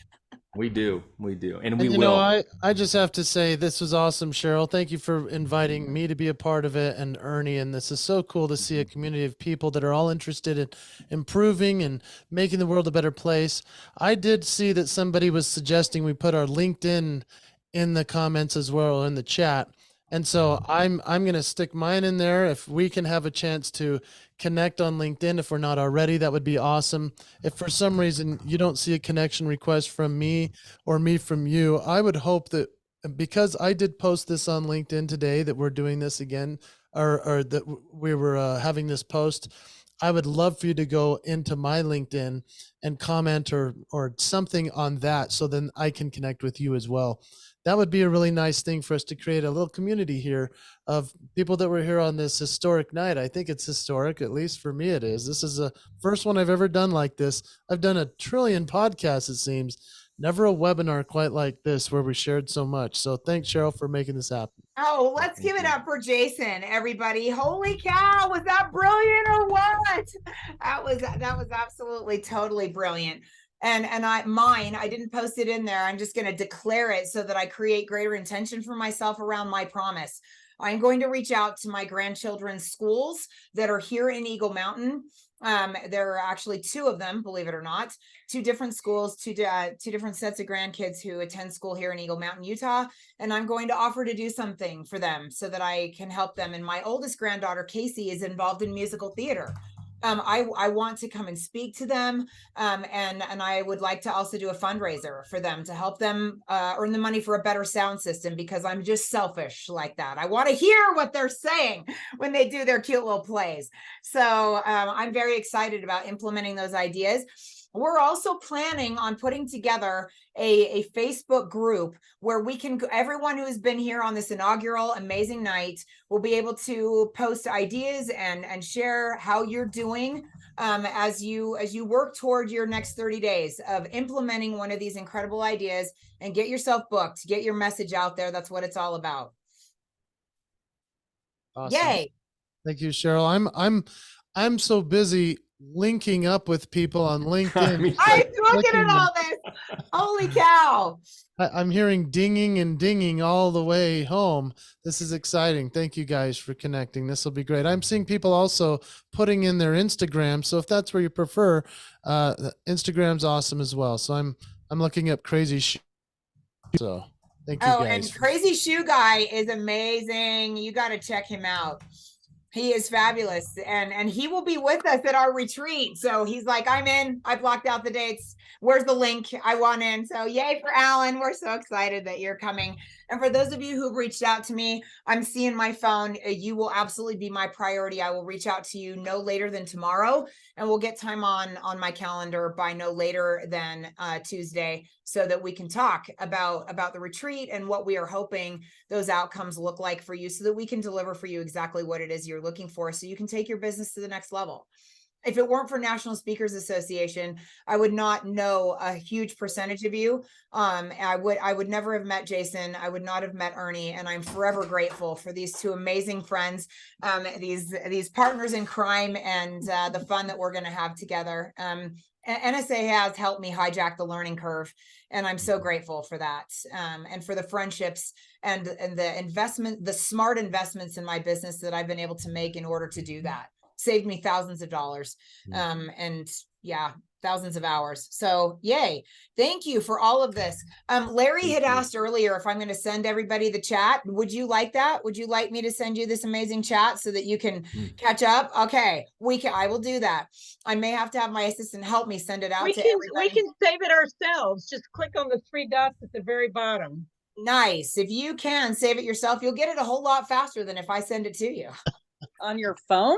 When I click those 3 dots, I only got like a little portion. Do you get the whole thing? I only got like 3 of them. Oh, and there's hundreds. Yeah. So yeah, we want to make sure. Good. Jacob, did you get what you came for, my friend? You were so Jacob is so adorable. He texted me, was that last night? And I don't know if I'm going to sleep tonight. I'm so excited for tomorrow. I felt the same way, but for you to feel that way and for you to feel like you got what you came for, that makes us very happy, right? That deserves Jason's applause track right there.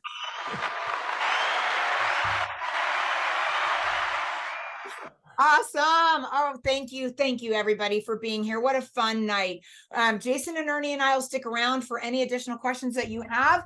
And if you don't have additional questions, we love you. Thank you for being here. We hope that we get to see you in October. And please let us know how we can support you in helping your dreams come true. Thanks so much, everybody. Bye, everybody. Yay. Have a wonderful night. We hope to see you soon. Yay. I have a question. Yes, fire away. We're not going anywhere. Yeah, mention about this is Lynn. Jason, we spoke earlier in the week, recently. And I live in Chicago, and I have a really huge convention center right down the block from me, and I'm actually speaking at it. And we mentioned about maybe bringing somebody, or even do those kinds of people at a convention center actually refer speakers? I mean, I'm going there because the corporate client is having their conference there. And if I did, who would I contact? It just seems like it's just like right there. Or is there a residency type speaking, anything that anybody's ever done? Yeah, great question. Great question. Let me make a couple of recommendations. So we have convention centers near our home as well. And if I were to do this is exactly what I'd do if I were you. I would take my promo materials, whether it's a business card or a book that you've written or a DVD or anything that's kind of a physical, even like a little one sheet, something that describes you.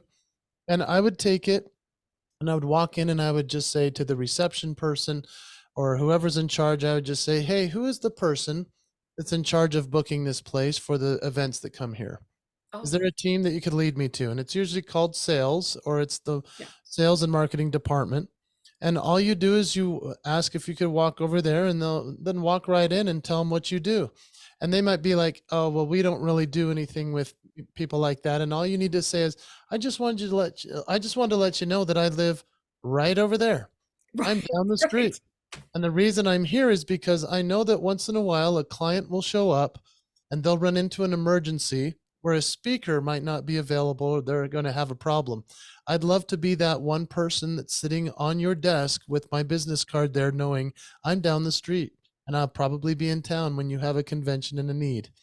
If you're willing to let them know that you're willing to serve in that case, in that instance, you can even say to them, I'd be happy to do it as an honorarium and for free for you, just so that you can have the opportunity to refer me and know that I'm in your back pocket to be helpful to you.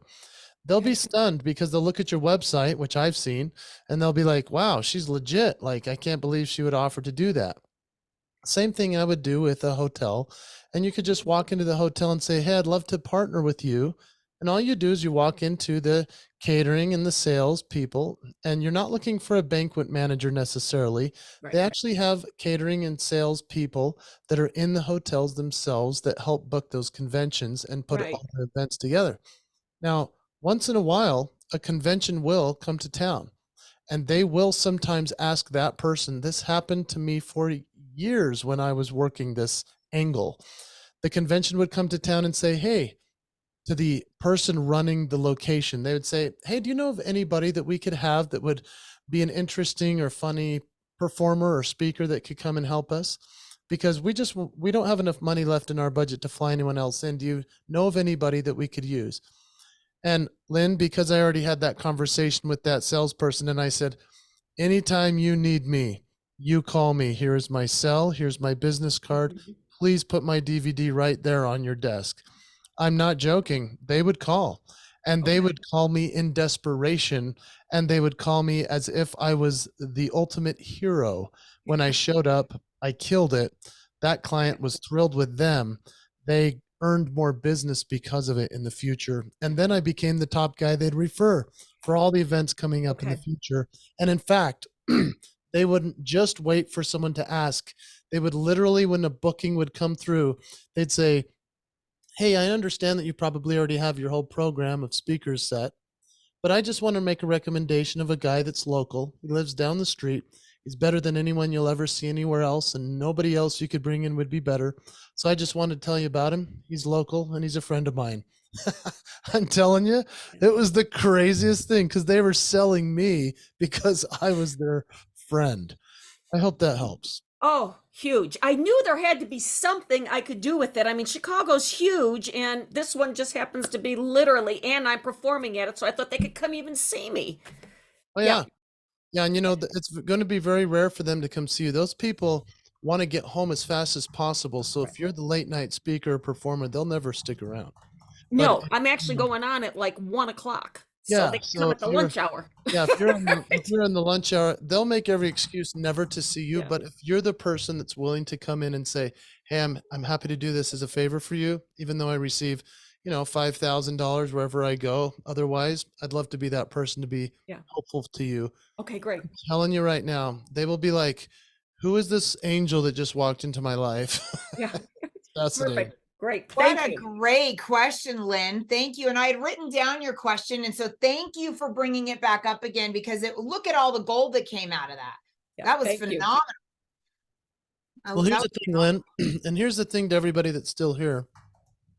This is actually Cheryl and I came up with over 40 of these ideas as to how to get did. paid. I mean, we only had so much time to share so many things, but that answer took me 5 minutes. I thought, well, we don't have time to go that deep into everything. Here's the other thing. We don't want every single person to know every single thing that we're going to teach. We want to give the people that we know are going to actually go and do it. And we want you guys to actually say to yourselves, I'm going to be that one person that would do that crazy thing Jason suggested. And really, a majority of everything I've already taught you takes a lot of guts. This is a courageous profession. Yes, You it have is. to be willing to walk in and be kicked in the face by them saying, what are you doing here? We don't want you here. I mean, I've had people say that to me until then they saw me on stage and then they apologized. But I'm just saying, it's just one thing where you have to walk in and say, hey, look, I'm here to serve and I'm here to help you. They might look like you're crazy, but every once in a while, you're in their back pocket and they'll use you and they'll love you forever. Absolutely. That's And a great angle. I hadn't thought about that angle, and I come from the hotel business, so I get it, and that's fabulous. Thank you. Lynn, wow, rock star status. Thank you so much. She is I a feel rock like- star. You Yeah, need to check out I her am crazy, website. but yes. Good. You have to be crazy in order to love your message and your audience enough that you're willing to be rejected and you're willing to fall on your face a couple of times or 1,000 times in order to get that message refined and get it out there. Now, Cheryl, you should check out Lynn's website. She's legit. She sings. She does this killer Lady Gaga thing. I mean, she's a rock star. She's a literal lead singer of a band. So I mean, she's a very cool person. It's fun to have her here. Wow. Well, Lynn, I'm so you. happy you're here. So happy you're here. We got lots of rock stars in the house, but not lead singers of a band. My clients actually pay me to not sing. That's a clause in my contract. Mm. Mhm. That laugh track just makes me really happy. Now that I know you have that, that's going to be a thing on the I regular. want one now.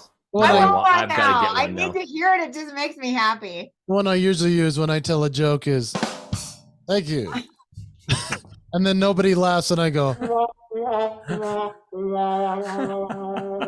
you doing that? Well, you need to tell us how you're doing that. Yeah, maybe I'll share it on the retreat. It's pretty cool. Oh, we would love that. Who wants to see that at the retreat? Yes. Yes, I think that's a fantastic idea. I've seen your setup, but we didn't push buttons. I didn't get to see how it all actually worked. So amazing, amazing, amazing. Holy cow. And Steve, I'm so happy you're here. Jason, Steve and I had a great chat earlier today, and I got to hear all the big things that he's up to. So yeah. Hi, Steve. It's late for you, friend, all the way from Atlanta. Holy cow. It's bedtime for you.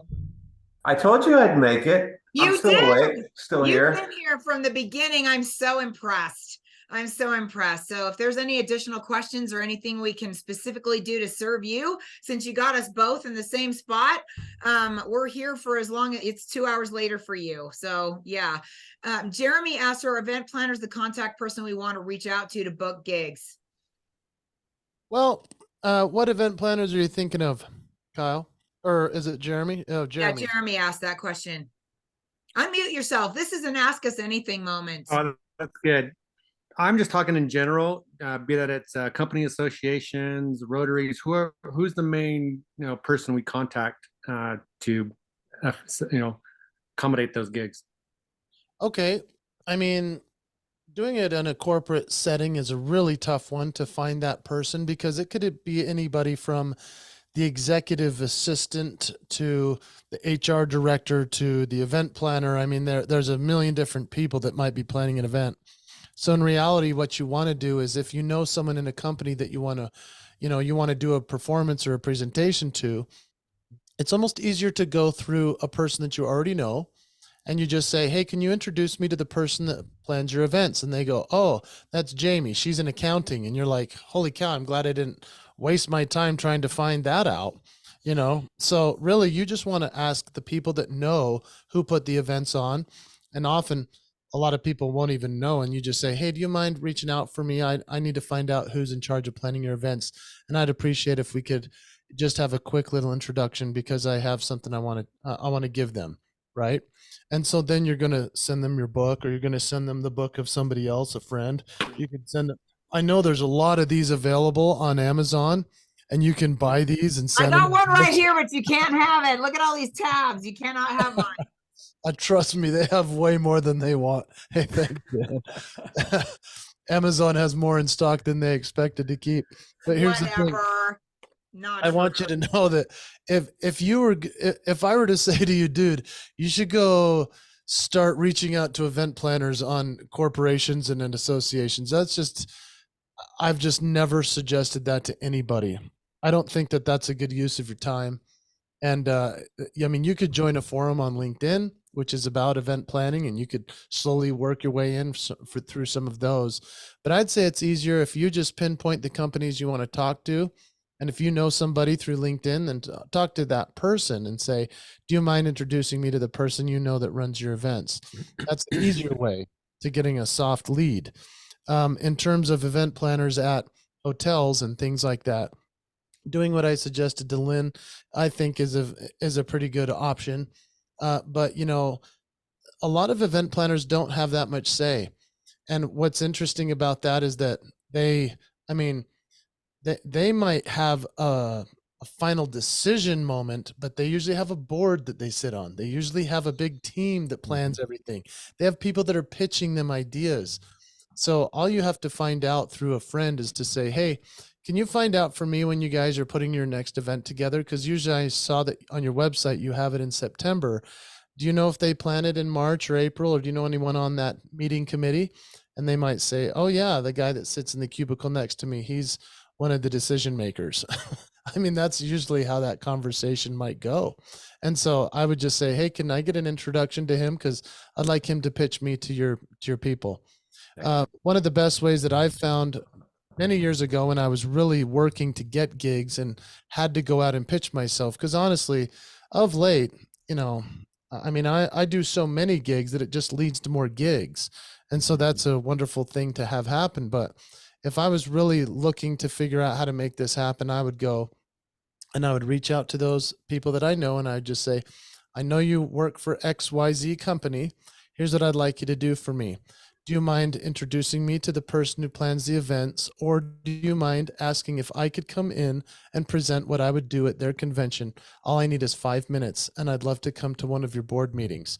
Is there a chance when I could come to one of those planning meetings, and do you know when it is?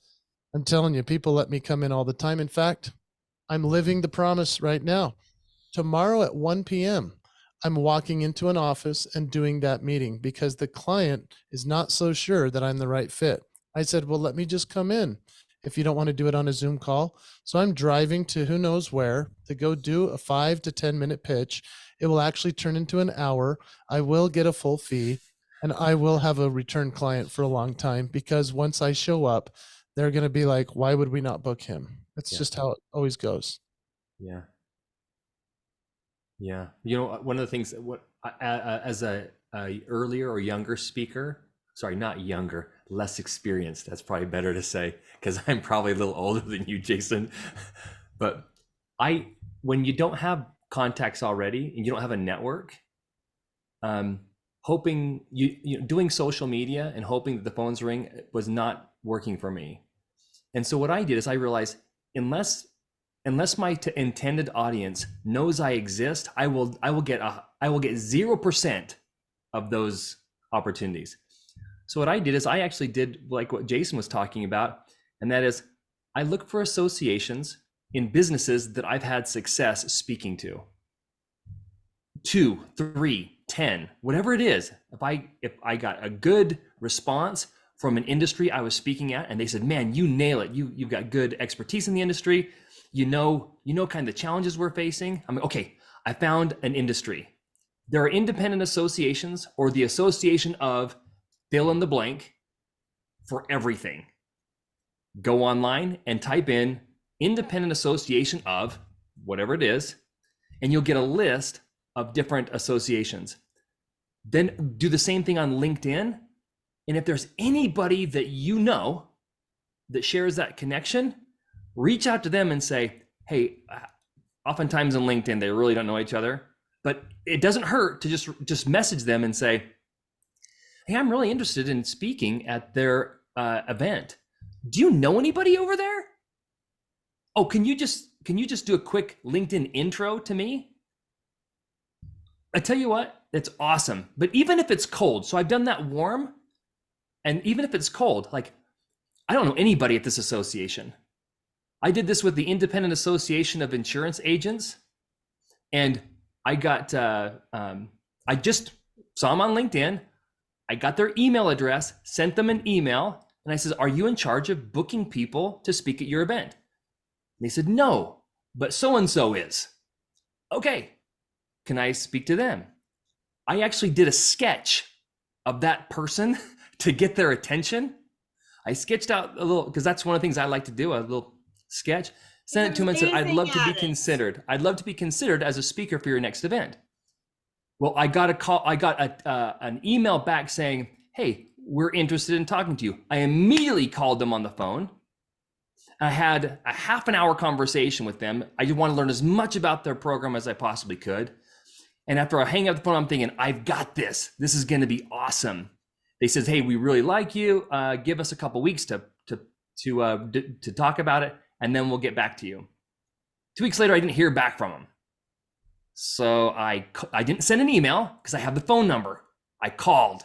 By the way, best thing ever invented is a phone. I called her up and she said, you know, Ernie, we chose somebody else. I was heartbroken, but I asked, so who did you choose? She says, a lady named Meredith Powell. And I was like, this is the best loss of my life. Yes. This was awesome. So I'm like, I told him, you made a great choice. She will crush your event. I didn't say, I don't know about Meredith. You know, if you would have gone with me, I think you'd have got a little bit, but no way. I'm like gushing because guess what? She's only going to speak once. She's not going to get invited back the next year, likely. So I'm going to just sing her praises. And so I actually reached out to her and said, hey, you know that thing you won? Will you put in a nice word after you speak for me? It's like, what does she have to lose? So anyway, that was my experience. Maybe next year I'll get it. But either way, I've made a really good connection with an event that they know me. I'm on their list. And this is a long, like, I think, Jason, you got to be ready to get kicked in the teeth a few times. This is a long game. This isn't something like, oh, I'm going to start business and I'm going to start making money in 6 months. Because they already have their speakers booked 6 months from now. You're really pitching next year's events. Yes. And 2 years events.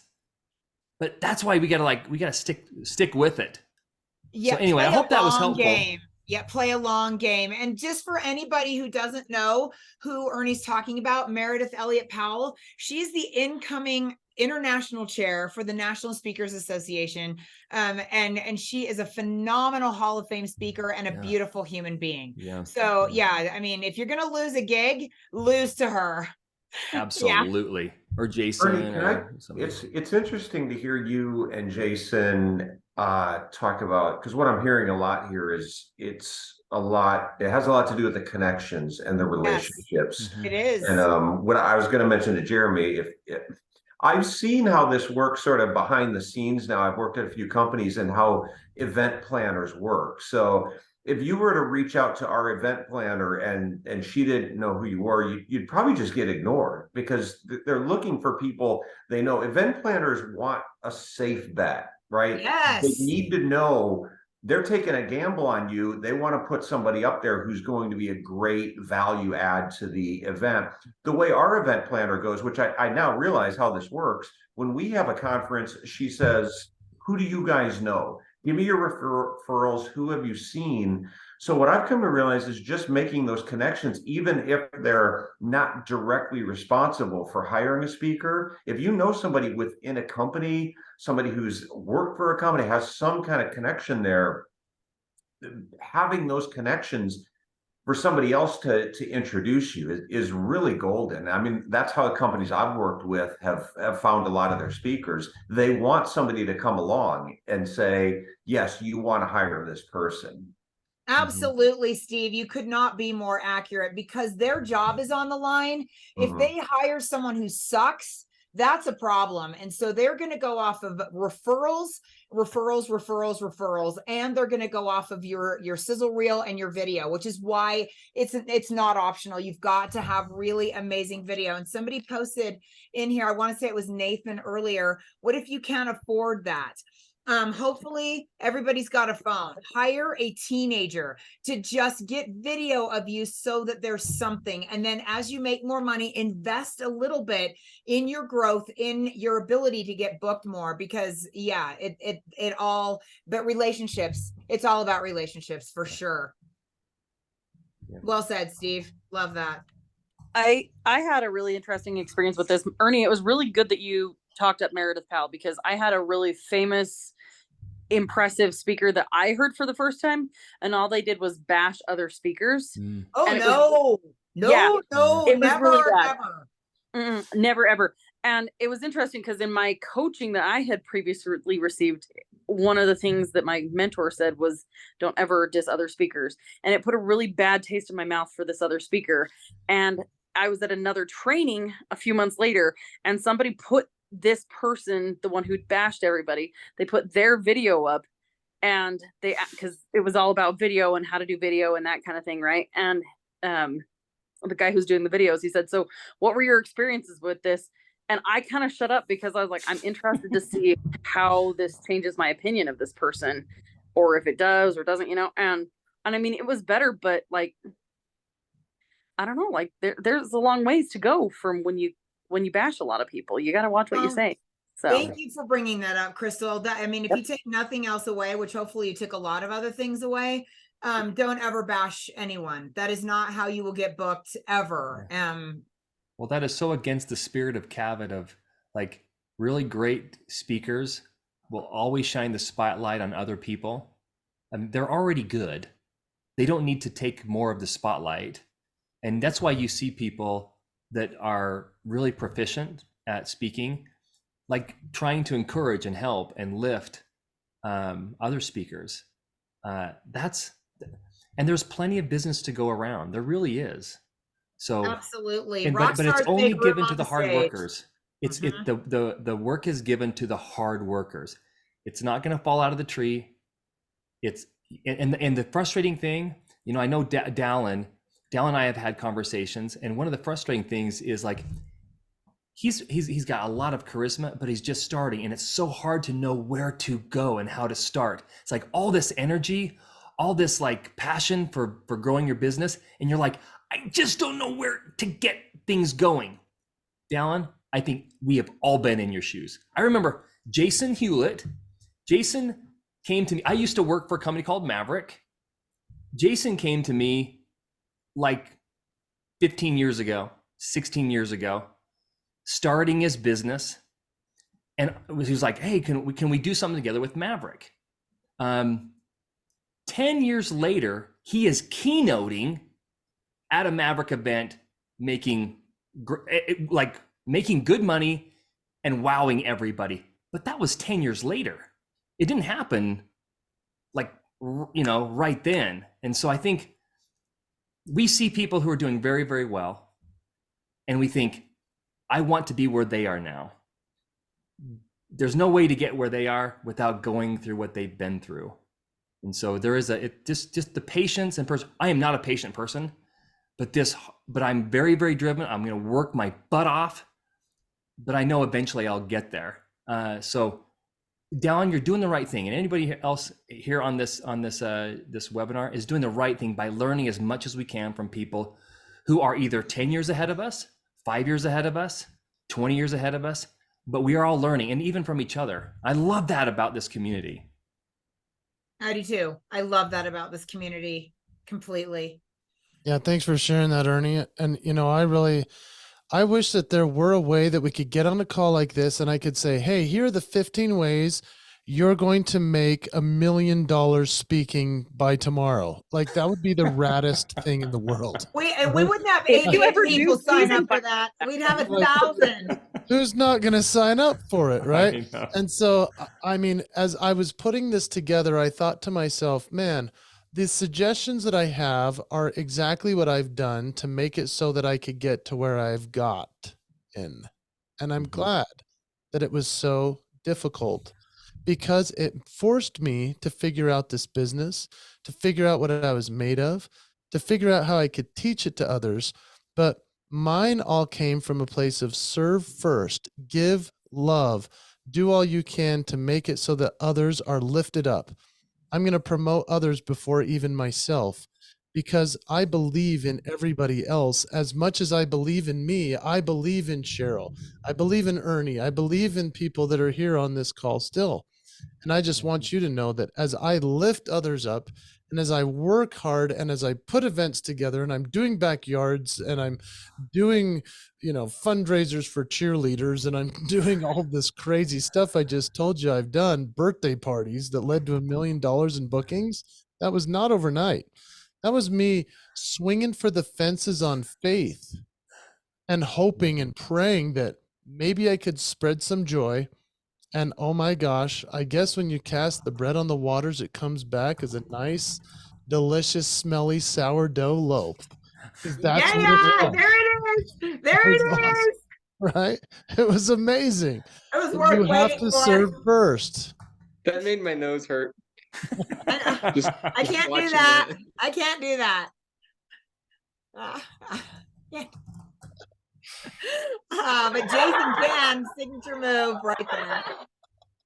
Oh my gosh. I can't believe you all have stayed in the additional 40 minutes. This is a rock star group. We ought to give them avoiding my children. Well, that's okay. This is a judgment-free zone, Crystal, and we love you. And I'm so happy you're here.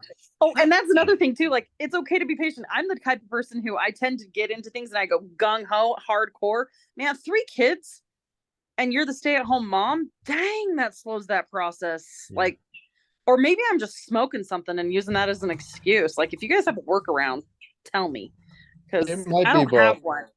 Right? Well, and what? It might be both. I mean, it might be both. Yeah, it might be both. I'm a single parent half the week, and the other half the week I have all this time and a million things to do. Mm-hmm. Well, and then God was like, you need to homeschool. And I was like, you're funny. There goes all my hours to do my business. So, it's fine. I feel like you have to just keep plugging away and be patient with yourself. You do. Ernie's So right, you gotta be Crystal, patient. Crystal, I have two things to say to you Tell me, specifically. ma'am. Number one, go back into my podcast because I know you listened to it, to the episode I did with Ashley Stratton. She was on earlier. She's our NSA friend from our Mountain West chapter, and she talked about being a mom of 4 and not putting your dreams on hold for your children. And finding even half an hour a day to fill your own cup by moving the needle on your dreams. And that joy will spread to every relationship that you have. And at the end of 5 years, 10 years, you'll have something significant to show for it. It's part one. And part two, and especially for, and Steve, that applies to you as well. Anyone who is working a full-time job right now, please invest in your future and in your dreams. And if it's 15 minutes a day, that was my challenge for Jacob. He hopped off 15 minutes a day, because eventually it's the compound effect and it adds up over time. The other thing for you, Crystal, is that you live in a place, and many of us do, where winters are pretty harsh. And if it's summertime, and you are dressed for the winter, you will suffocate and die. You are in a specific season in your life, and you've got to live in the season where you are. If you're one season away, if you're dressed for fall and it's actually summer, you're going to be a little bit miserable.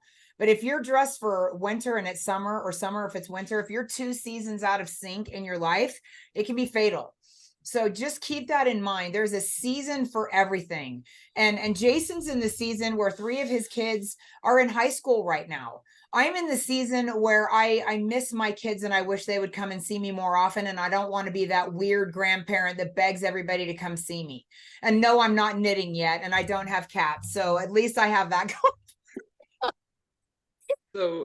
So can I just echo that, because my wife is sitting here next to me listening, saying, no, don't do it, because she has like constant mom guilt because we have 2 little ones and she is pursuing her dreams. But while she balances that, she has not put those on hold. And over a year and a half of nap times and weekends, she just got the first print proof of her book, which is coming out in 2 weeks. And it's like in this huge labor of love where I've made sacrifices and she's made sacrifices to make the thing happen.